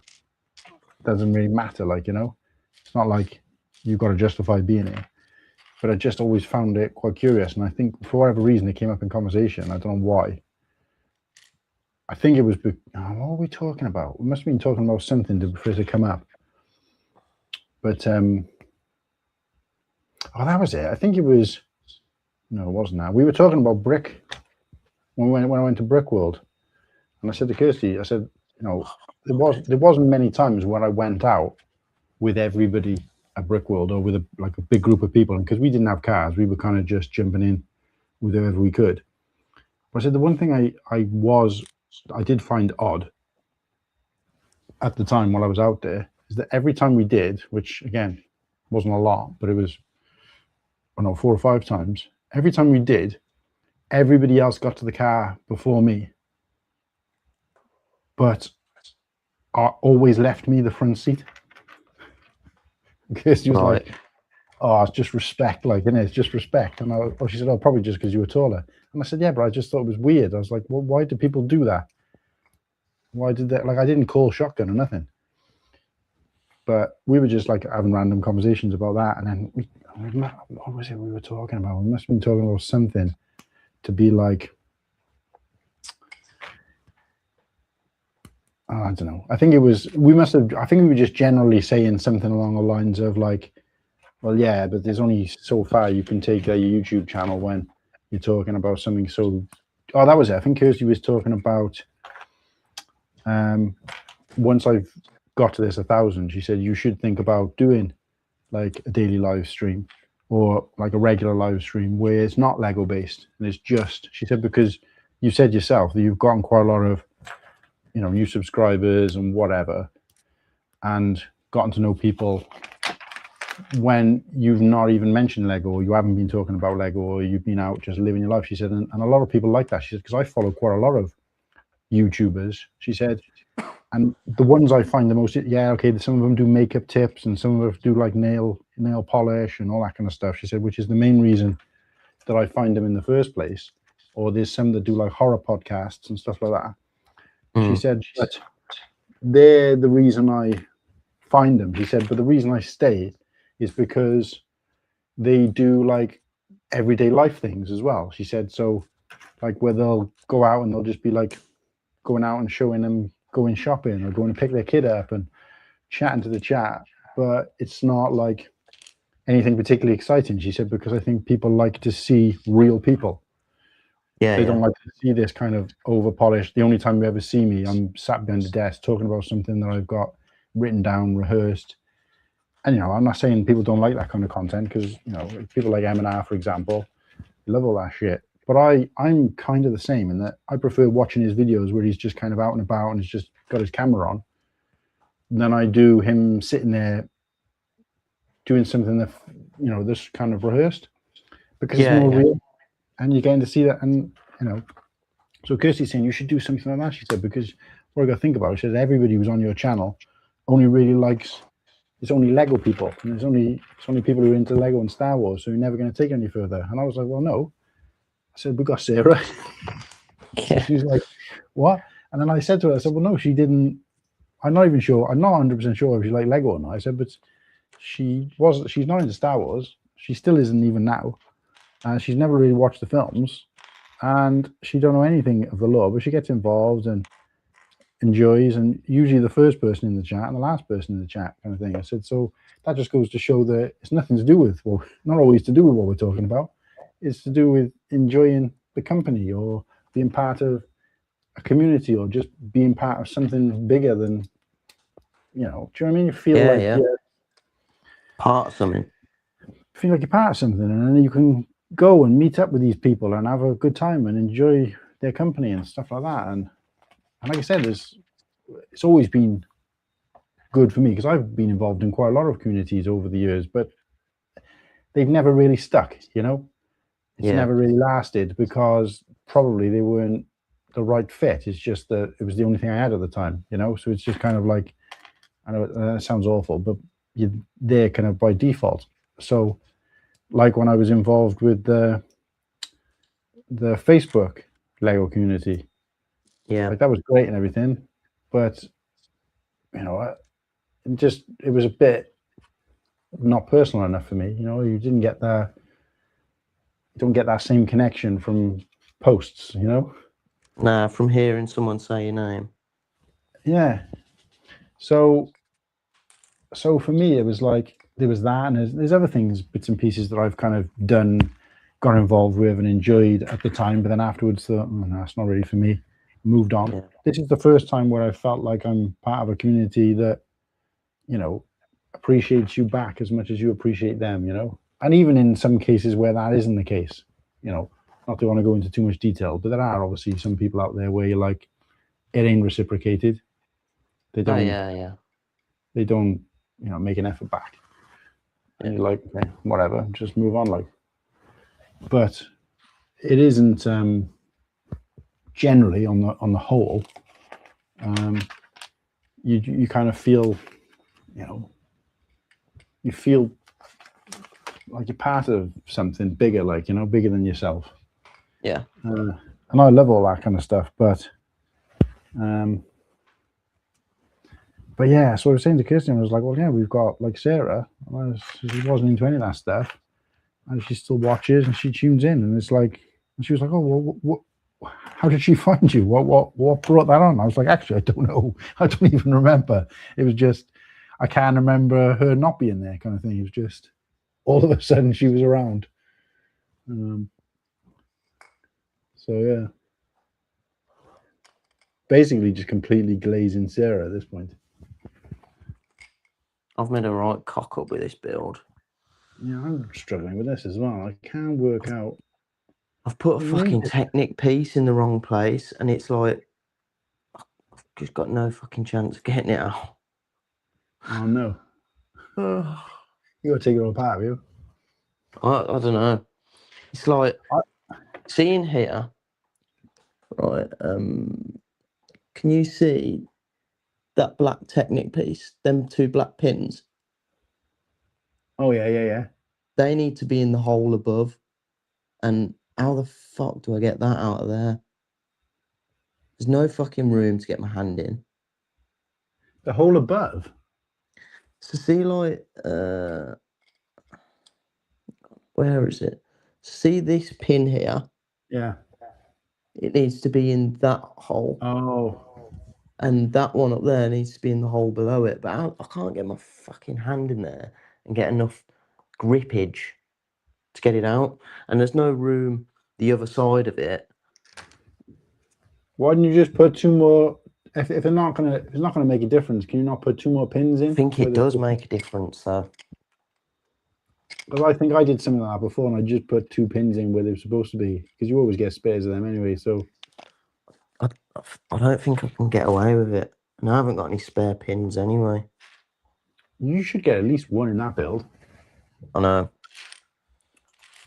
You might not have come across it yet, though, in fairness, because spares aren't always where you want them to be. Let me just double check that. Battle of Felucia Separatist MTT. Oh, got it. Did you get one out? I think, well, yeah. That was fucking clever. Done well there. Right now I need to do the same shit the other side. I can feel pieces falling off. Oh, shit. I'm going to start winding myself up here. You got 22 of those pins in that set in total. There's also a pink brick in there as well.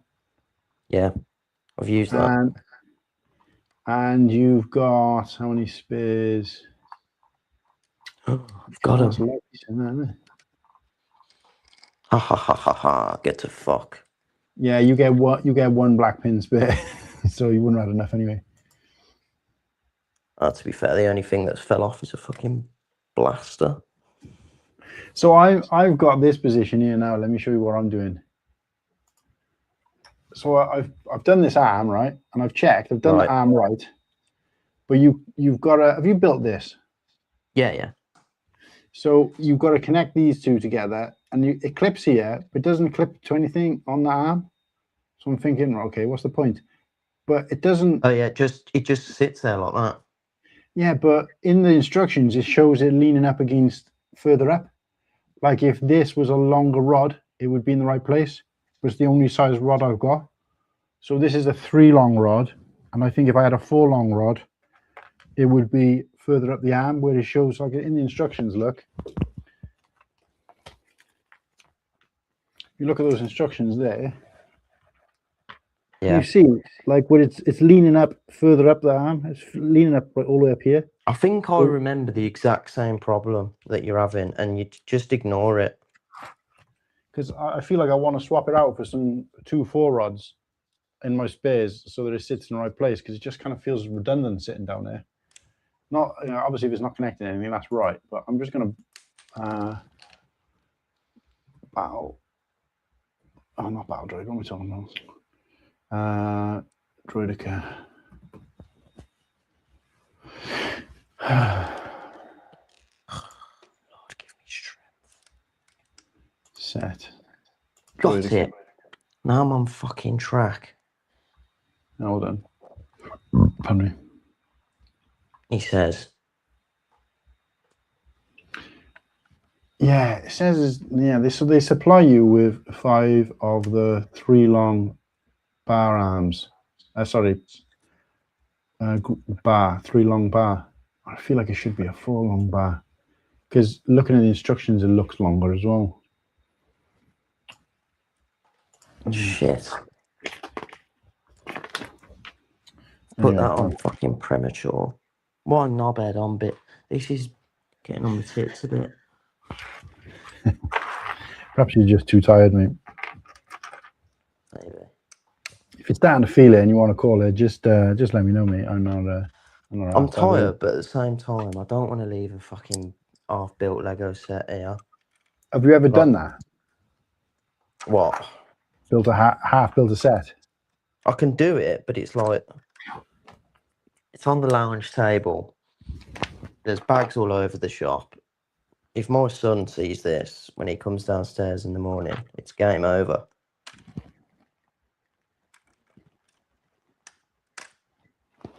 Oh, do you build just straight on the table then? You haven't got like a tray or anything like what I've got? I've got a tray. Just whip the tray up, put it up somewhere high or something. Thing is, I've been that pissed off the last 5 minutes. I've sort of got myself up. Yeah, and I've got to see it through. Like I've just spent like probably 10 minutes reversing what I'd done, but now I'm back on track.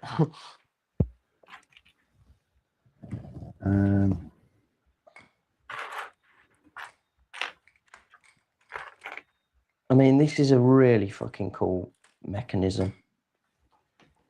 It's fucking really cool.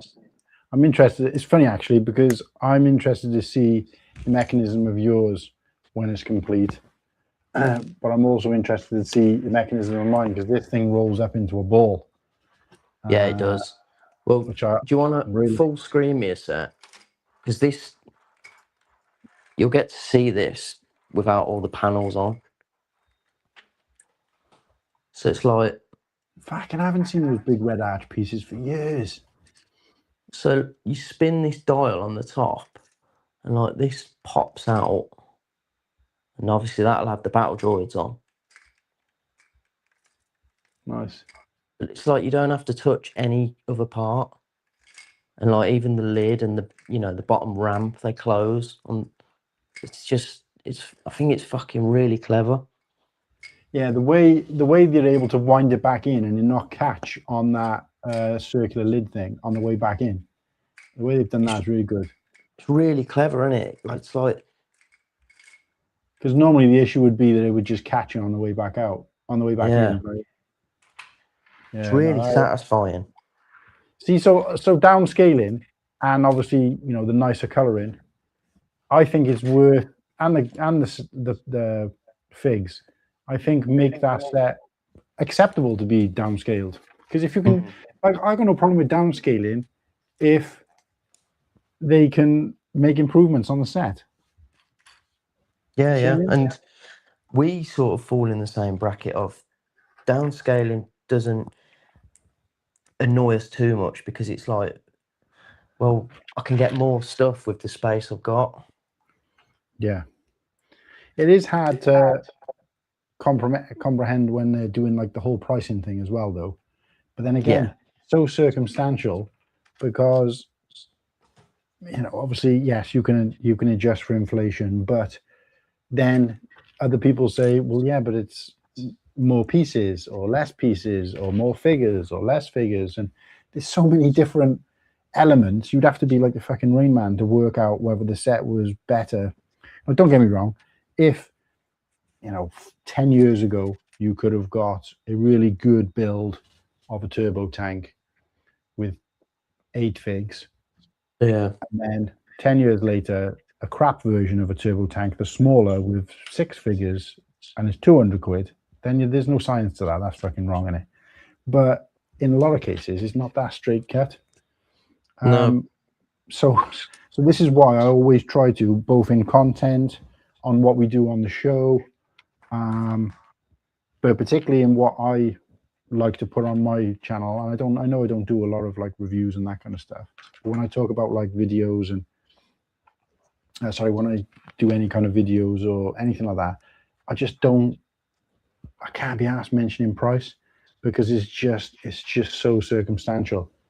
Because are you paying full price? You know, people are happy to pay more for something. It's just like when you buy a fucking brand new car. Yeah. You know, some people are going to look at you and go, why the fuck did you pay that? Well, I wanted to be the first person to ever drive this car and all the rest of it. Do you know what I mean? If that's what you're into and that's what you want, then it's worth more to you. Do you see what I mean? Yeah. So arguing about price to me is almost as asinine as arguing about someone else's opinion. If someone else says they like that set, you fucking shouting in their face that no, the set is crap, that has no effect on their opinion. So it's kind of fucking pointless. So why would you waste your time? Like, you can say you don't like a set. Someone else, Jim, can say he hates a set. You can say you love a set, and great, move on. But there's no right or wrong, is there? That's what I'm saying. So when it comes to price, I don't think it's a fair analysis in terms of it being. I mean, I know obviously I'm here making a statement that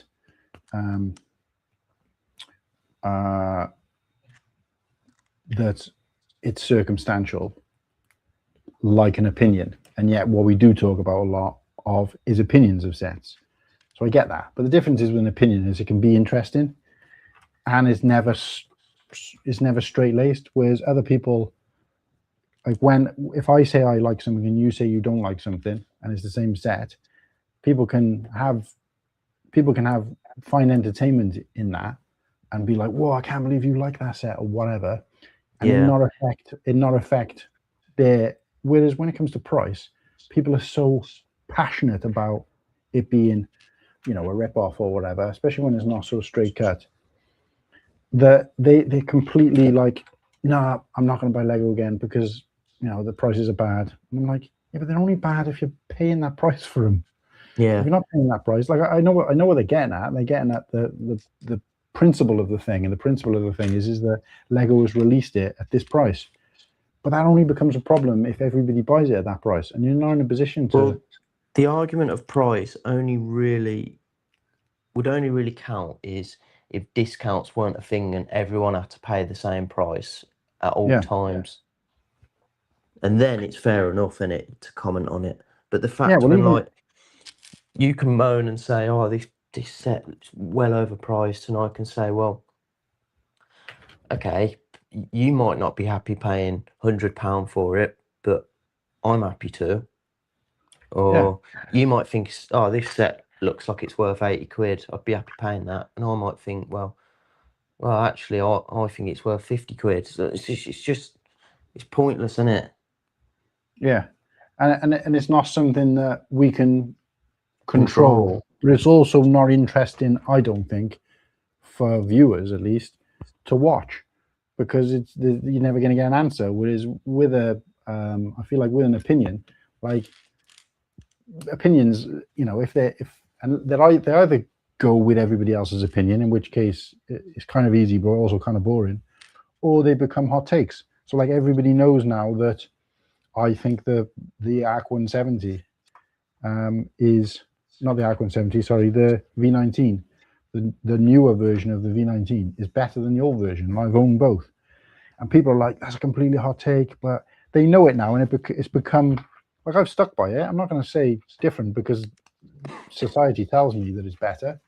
Yeah. But it is that becomes like an element of entertainment value for people, but it's like, oh, Cool Hand don't do UCS, and Cool Hand thinks this is better, and Cool Hand likes what do you call them? What are the frigging mechs, and that kind of thing. Yeah.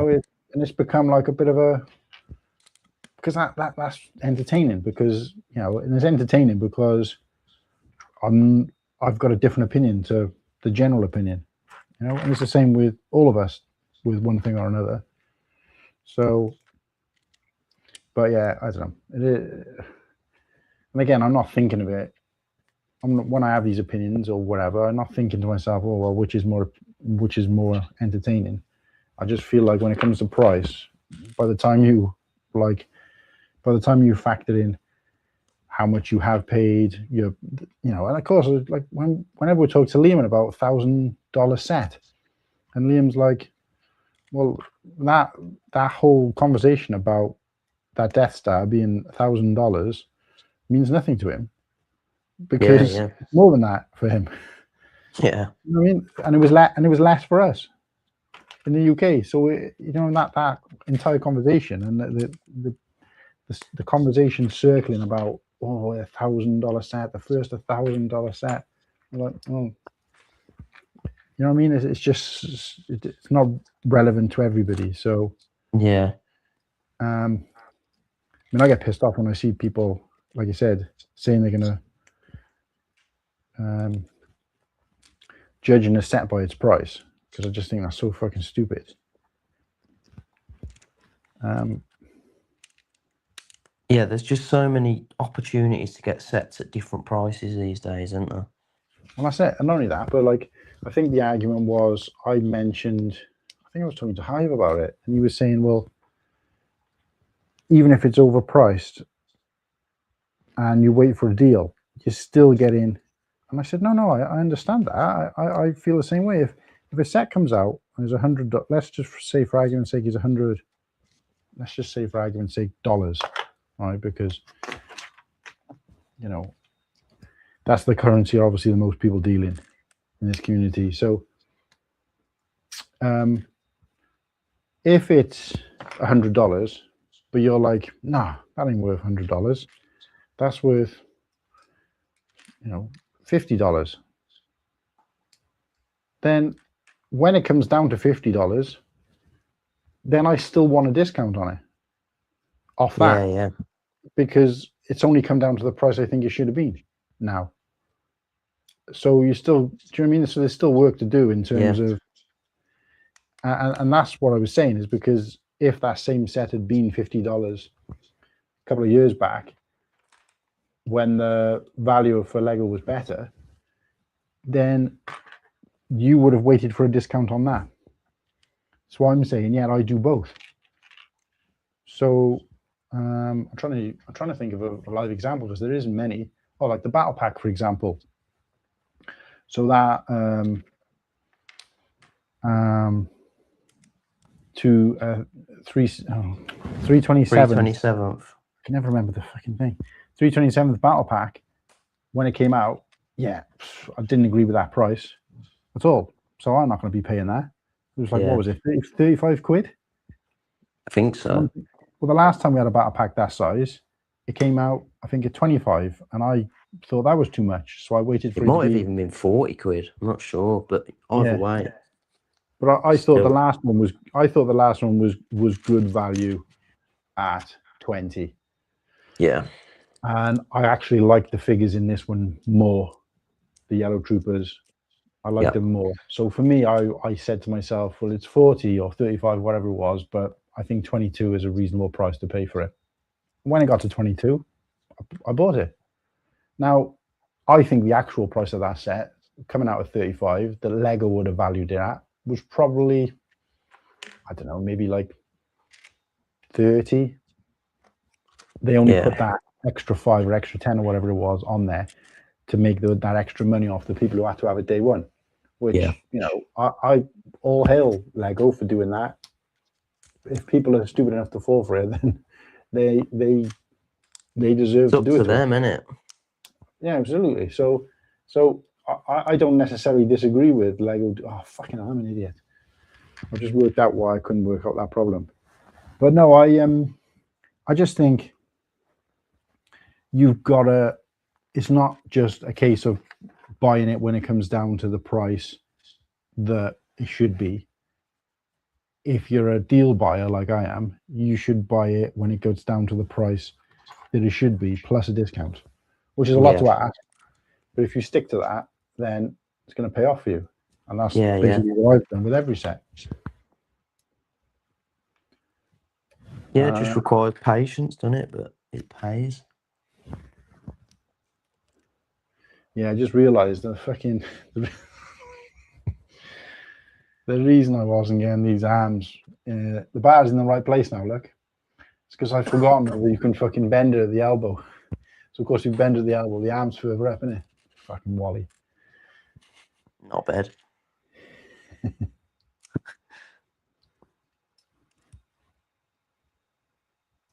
I'm definitely going to call it a night after this bag. Yeah. I'm going to save one. I'll have to finish one bag tomorrow. This has been a wake-up call. I'm shit at building Lego. I don't know if it's just because I haven't done a set like this for a while, or it was difficult, or what, or it's because I'm tired, but I've made such a fucking mess of it. She was on the sofa with them. Gosh, I'm sorry for the rabbit hole I was kind of saving for when I came on the stream. Oh, okay. Oh, that makes sense. No idea why stage you made me laugh. That helped. I don't have many people in my life that get the Lego or the need to have to just be myself and fuck expectations. Yeah, absolutely. You've all just accepted me, and it's refreshing to be around you all. No, that's look, and I think that's the same with each other as well. Nice. And I say each other, I don't want it to sound like we're on this pedestal and then there's the viewers. I mean each other as in like guests, hosts, everybody. Like, why is it picking up an echo? Is that me again? I don't know. It could be me. Every now and then I get it. I tend to.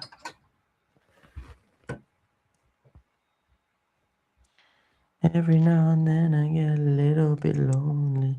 Don't know what that is. Turn around.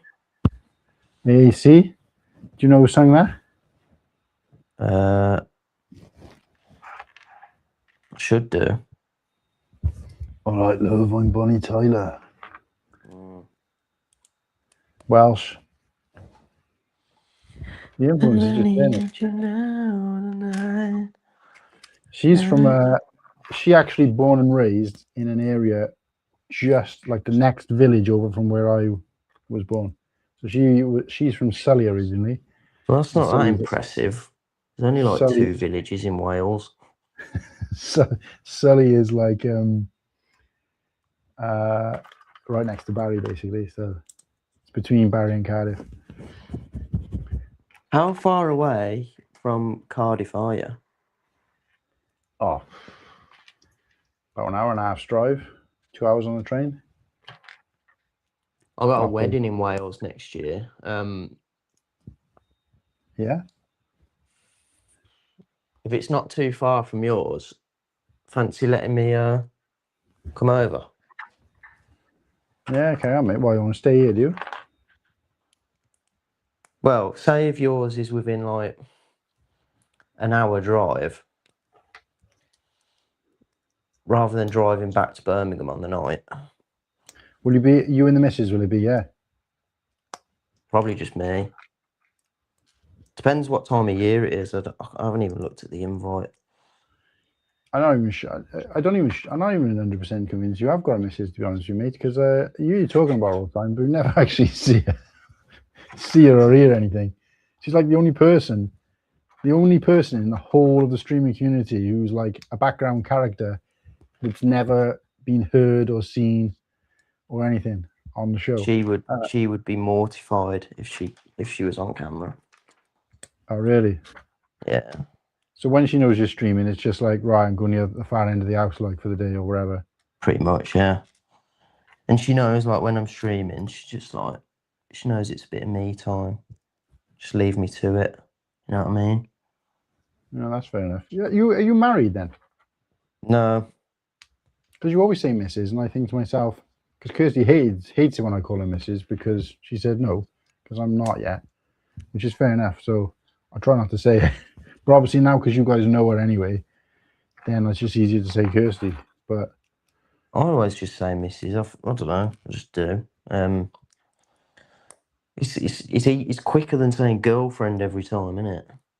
yeah. But yeah, she does exist. Not a figment of my imagination. No. I mean, if she didn't exist, I would be buying a lot more Lego, and I'd have a lot more Lego in the lounge. So whereabouts is this wedding then? You don't know yet? Don't know, because my mate sent me the invite, and I've had a new phone since, and WhatsApp doesn't like track messages, so I need to text him and ask him to resend it me. But are you classed as like South Wales? Yeah. Well, Yeah. West Wales, really, but there's not a lot of difference. Yeah, I'll find out. Does he live here then, or is he just getting married here?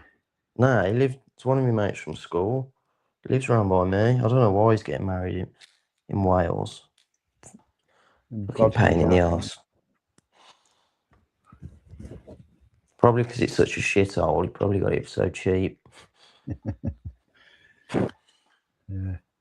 Well, it's funny actually you say that, because me and Kirsty looked for ages, like locally, and we couldn't find. That's why we get married in London, because we couldn't find. Oh shit! This fucking sticker on the wrong way. Oh, you twat! It has to be the one that fucking stayed down.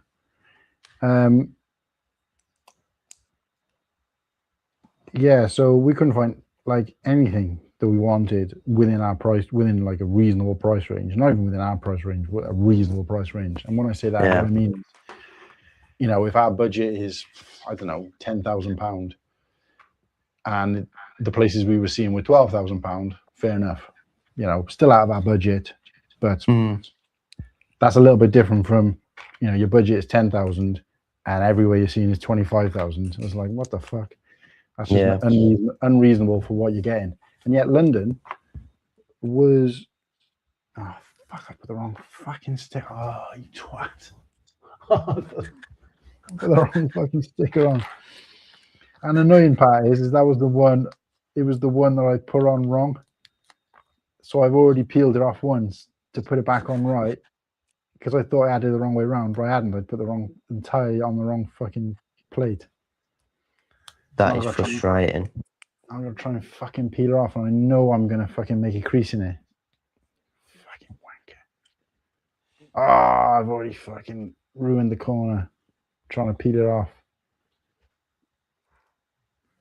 Ah, you bastard. Yeah, so there was a bit of a difference between out of our budget, but oh well. And no, that's fucking stupid. And yet, London, we managed to find something not only reasonable in terms of like price, but within our budget.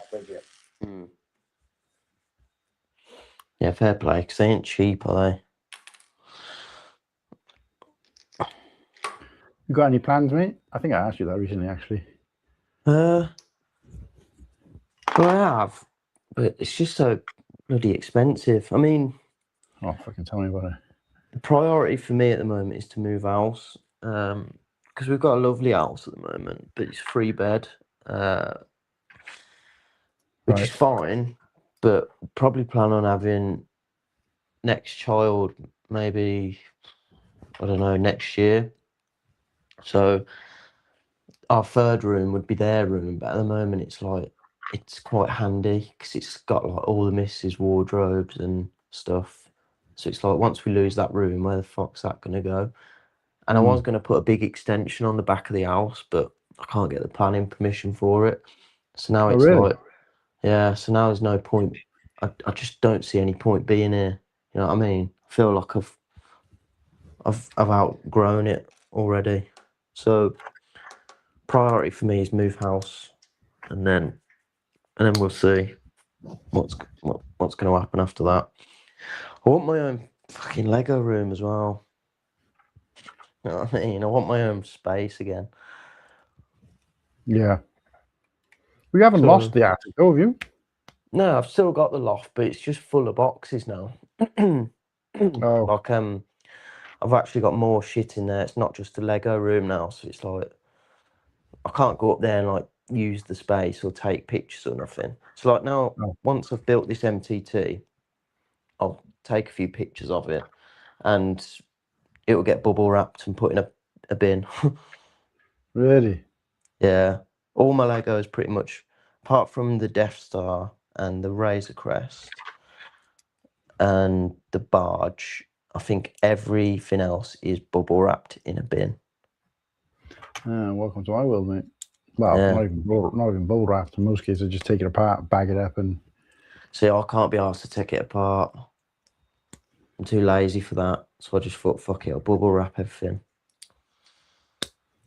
But yeah, I'm going to start tidying up because it's making me nervous knowing that my son will be downstairs before I am tomorrow. Got the food shop coming 7 till 8, and whenever we get that slot, they come at bloody 7 o'clock all the time. 7 in the morning? Yeah. You've got a car, haven't you? Why don't you just go fucking drive and get it? Oh mate, there is no point in driving to the shops these days. Really? I think it costs £4 for delivery. So to pay an extra £4 and not have the hassle of going to the supermarket is fucking worth every penny, I think. Plus, I guess, the cost of petrol as well. So it's just it's a no-brainer. yeah, it's not something I've ever had to really deal with, but not only because I work close to the shops, but Does obviously Kirsty drive? we don't have a car. No, none of us do. No. I would say I bet that's a nightmare, isn't it? But because none of you drive and you haven't driven, you don't really know any different, do you? No, and we've managed without it. Not only that, but like we've talked about it, about one of us potentially learning to drive, and Kirsty was like, "Well, it's going to cost me more in parking every day than I currently pay to get the train. Yeah, it's the convenience, but obviously when you think the extra cost for petrol and then just running a car just to have it, and then you still got all the stress of driving there, and it's actually would take probably longer because the train route is direct and it's like one stop. Whereas, so it's just all that fucking extra aggro, and she's just like, it's just not worth it. Just wouldn't get the use out of it that warrants it, so. Yeah, fair enough. And I wouldn't get any use out of it because it's easier for me to just walk to work. So you ain't got a ferry Maya around either, really, have you? no. She's sort of old enough to. She used public transport, I'm guessing. No, where she lives in like in Ammanford, which is not far away from here. But she walks to school because she's like quite close. Yeah. But her mother and her stepdad both got cars, and they like drive Drop her everywhere. off. Drive That's everywhere. good. So yeah, they're always happy enough to drop her off. Like I said, I've offered to go and like collect her and stuff, and they're just like, it's just easier for us to bring her. So in fairness, fair enough. when Maya was a baby, I was traveling like from the valleys, or a bit of you wouldn't know, but a massive distance to go and collect her and drop her back for years when her mum didn't have a car. Yeah. Before she was with the guy she's with now. So I basically did all the travel for the first 5 or 6 years that Maya was, when she was a baby, right up until that point, until I moved closer to here.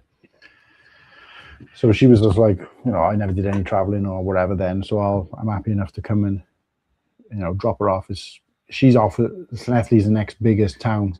So she comes here like food shopping, and they both go to the gym down here and stuff like that. So that's handy, isn't it? So I said to her, look, well, I tell you what, I'll pay you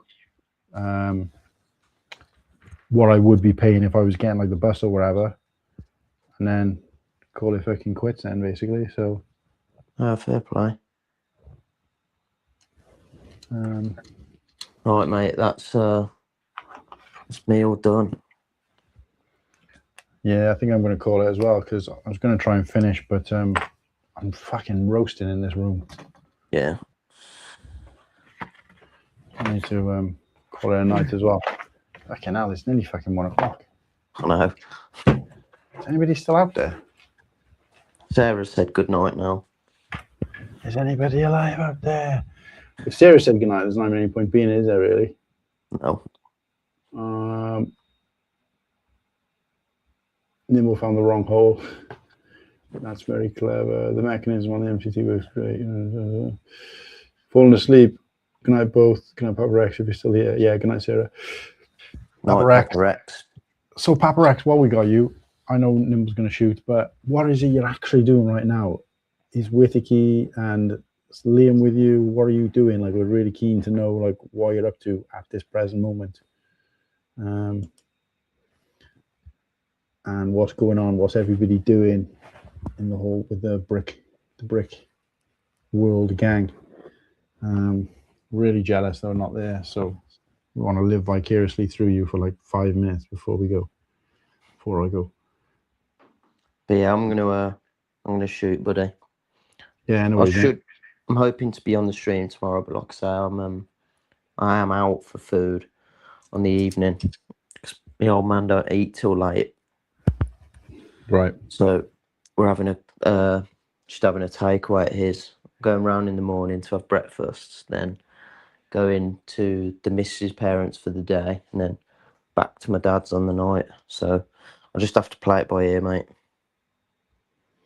Yeah, let me know. Like I said, I chucked you on a thumbnail, but I wasn't 100% sure who was coming along anyway. So yeah, I'll give you a text, mate. Want to know the crack. Padawan said he might actually be on tomorrow as well. Oh, fair play. So there you go. Right. All right. Nice one, mate. Take it easy. Ta-ra. Right. Papa Rex, been sorting all my goodies and purchases in my room and about to head back down to the lobby. Oh, mate. Nice. Nice. Gonna grab a bite and see what happens next. Awesome. Sorting all my goodies and purchases. Yeah, I remember that. Because obviously I'll be sharing with, I'm not sure who you're sharing with, but I was sharing with Slurpee and Whittaky. So we basically I put all my stuff like away. Like I hung up my clothes and put my t-shirts in a drawer. Whereas I think Whittaky was living out of his suitcase. Slurpee was living out of his suitcase. They just had their suitcases with all their shit in it. And the place was a bit of a mess. But it didn't matter because we weren't spending a lot of time in the room. Far from we were fucking about. And then like the TV unit thing, like it was like for us, it was like bed, sofa bed. And then we had the TV unit there with a chair. And basically all our stuff that we bought or purchased and Lego and Christ knows what else, minifigs, just all went across there. Fucking, it was like a fucking treasure trove. There was more there than the stuff we brought with us at one point. Just like fucking piled up, fucking lightsabers, bags of Lego and sets and fucking sig figs and fucking posters and everything you can fucking think of. You couldn't even see the TV. It was just all this fucking, like, not that we watched it anyway, but it was all fucking just shit everywhere.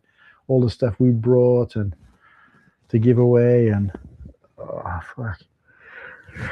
And I remember that last day when we were trying to pack before we left, and I was just trying to sort through it all. It was just so much shit. I'm so glad we ended up taking a bigger suitcase. There's no way I would have got all that in my baggage. Basically, I was bringing a small suitcase with me, and then when I was trying to pack, I was at the point where I was like, my suitcase is at its limit, and I've got a few things I would like to take, but I can't, and I've got no space to bring stuff back. And the majority of what I was taking that I wasn't going to be bringing back, like giving away to people or whatever, was like small stuff. And yeah, I knew I was going to probably end up buying a set or two. So I was like, yeah, this is too close to call. I'm not going to squash everything in. I'm gonna take a big case. We took a big suitcase, but rather than take two, I put this and repack. I put the small suitcase inside the big suitcase, and then I put a bunch of other stuff in there, just so that it wasn't like rolling around in there. I think I took like a jacket and stuff like that, just in case I needed it for on the way. I can't remember. I put something else in there, something to fill out the space, whatever. And then obviously coming back, then I did the same thing, but in all that empty space in the suitcase, the bigger suitcase, I still had the small suitcase inside the big suitcase, but all the extra space was for like all the extra stuff I bought, and it was practically full between my stuff and Wicky's stuff, because I put all his purchases in my suitcase with my stuff, and then the small suitcase was in the big suitcase, but that was just clothes and stuff. So, but yeah, trying to sort through all that crap between me, Slurpee, and Whittaky is like, whose is this? What's this? just so much crap. But anyway, and the worst part about it is all mine is still in the suitcase from last year. I haven't even unpacked any of it. But yeah, there's a good feeling about getting all those goodies. Gonna grab a bite, see what happens. I'm not sharing my room, fuck that. Oh, that's surprising. Oh. But obviously, if you're flush for cash, you probably don't need to. But for us, I think it was just that extra level of, like, you know, because obviously we had the show together, we were quite comfortable with each other, so it made sense.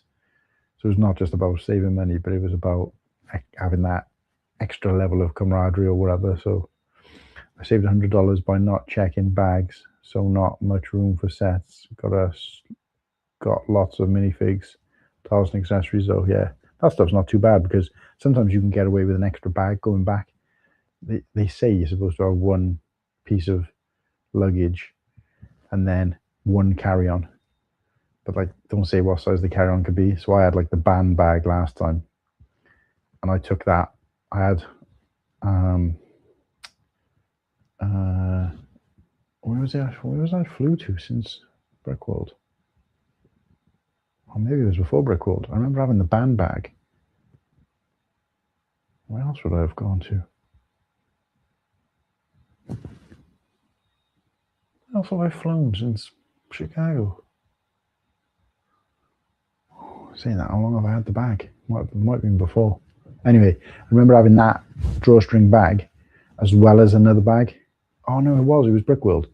So I was going out to Brickworld. So I had my suitcase, but I had a backpack with stuff in from the flight and like a change of clothes for when I got there, which I always do that. I don't really need to, but it's just in case anything happens with the suitcase, at least you've got a change of clothes.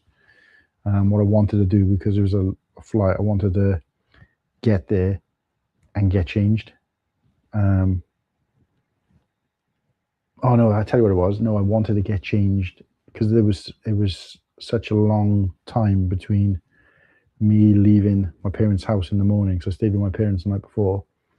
I was up at like 3 o'clock in the morning. Because I got to theirs late in the evening, I wore the same clothes. I was only wearing them for like 2 hours. Got to theirs, got changed, went to bed, got up at like 3, 4 o'clock in the morning. No, it must have been like 3, because my coach left at 4 o'clock in the morning. And so I had to get up, have breakfast. My dad drove me into Cardiff, got on the coach. So I was wearing those same clothes. The coach got there at like 10.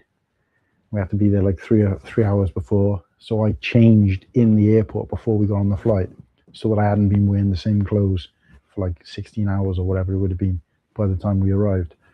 So I basically took a set of clothes with me. I think I might have had another change, like a fresh t-shirt and stuff as well, again, because when we landed and got back, in case anything happened, but also I like to have like fresh clothes, like fresh underwear and fresh t-shirt, so that when we land, yes, if anything's gone pear-shaped or if I'm particularly like uncomfortable, I can get changed. But Ken picked this up almost straight away, so I didn't need to do that. But when we got back to the hotel then, instead of having to waste time going through my suitcase and pulling something out, I just grabbed what was in my bag and just quickly changed my t-shirt.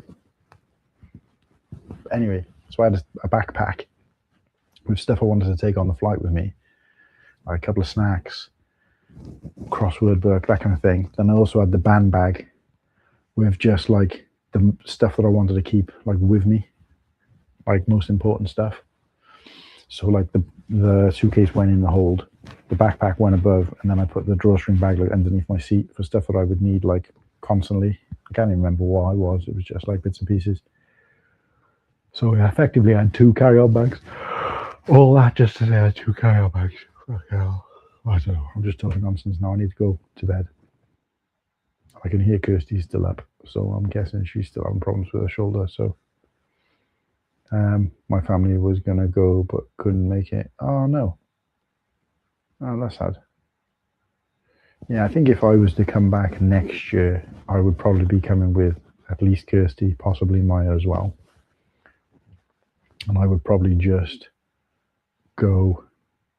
I'd still try and get there for like maybe Wednesday or Tuesday, hang out with the guys, but obviously do stuff with Kirsty and Maya, but go and see like Chicago as well at some point, like the city, either whilst there or before we get there. Stay for the weekend and then either head home or head off somewhere else, because we'd be making like at least a 2-week holiday out of it. So let's say Wednesday, Thursday, Friday, Saturday, Sunday, 5 days of a 2-week holiday would be lost. So that would only give us 9 days to do other stuff. So yeah, it's unlikely. But yeah, that's if I come next year. If I come the following year, then obviously it'd probably just be me again. But if I come back, if I go next year, it would probably be as a trip, as a stop off. And I did say to Kirsty, I'd probably rather go, if I can only go for a couple of days, I'd rather go like Wednesday to Friday and then leave before the weekend, because the weekend gets so busy you can't really do a lot, or as much. But then it means you all got to buy those tickets. So I don't know, but yeah, because I think it just would warrant, like say for example we wanted to visit 3 states in that area. Let's say for example we wanted to do, I don't know, what's next to it, Iowa, Illinois and Indiana, 3 eyes. Then we'd want to have a few days in each and something to do in each. So I would want to be doing flights in between, but I don't know. I would like to go with my family because I think, Maya would enjoy it.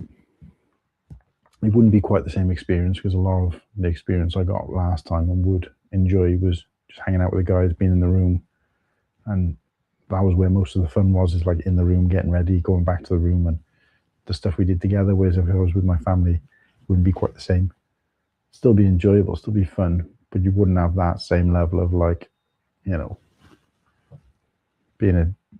just being able to hang out or whatever. So, but yeah. Anyway, I'm going to call it a night. So, day 110. Day 110 of streaming every day till we hit 1,000 subscribers. Guys, if you're watching this on replay and you've got through all of that shite and you're still here, thank you for watching. Thank you for tuning in. Don't subscribe to the channel. Don't forget to like the stream. Costs nothing. and appreciate you being here.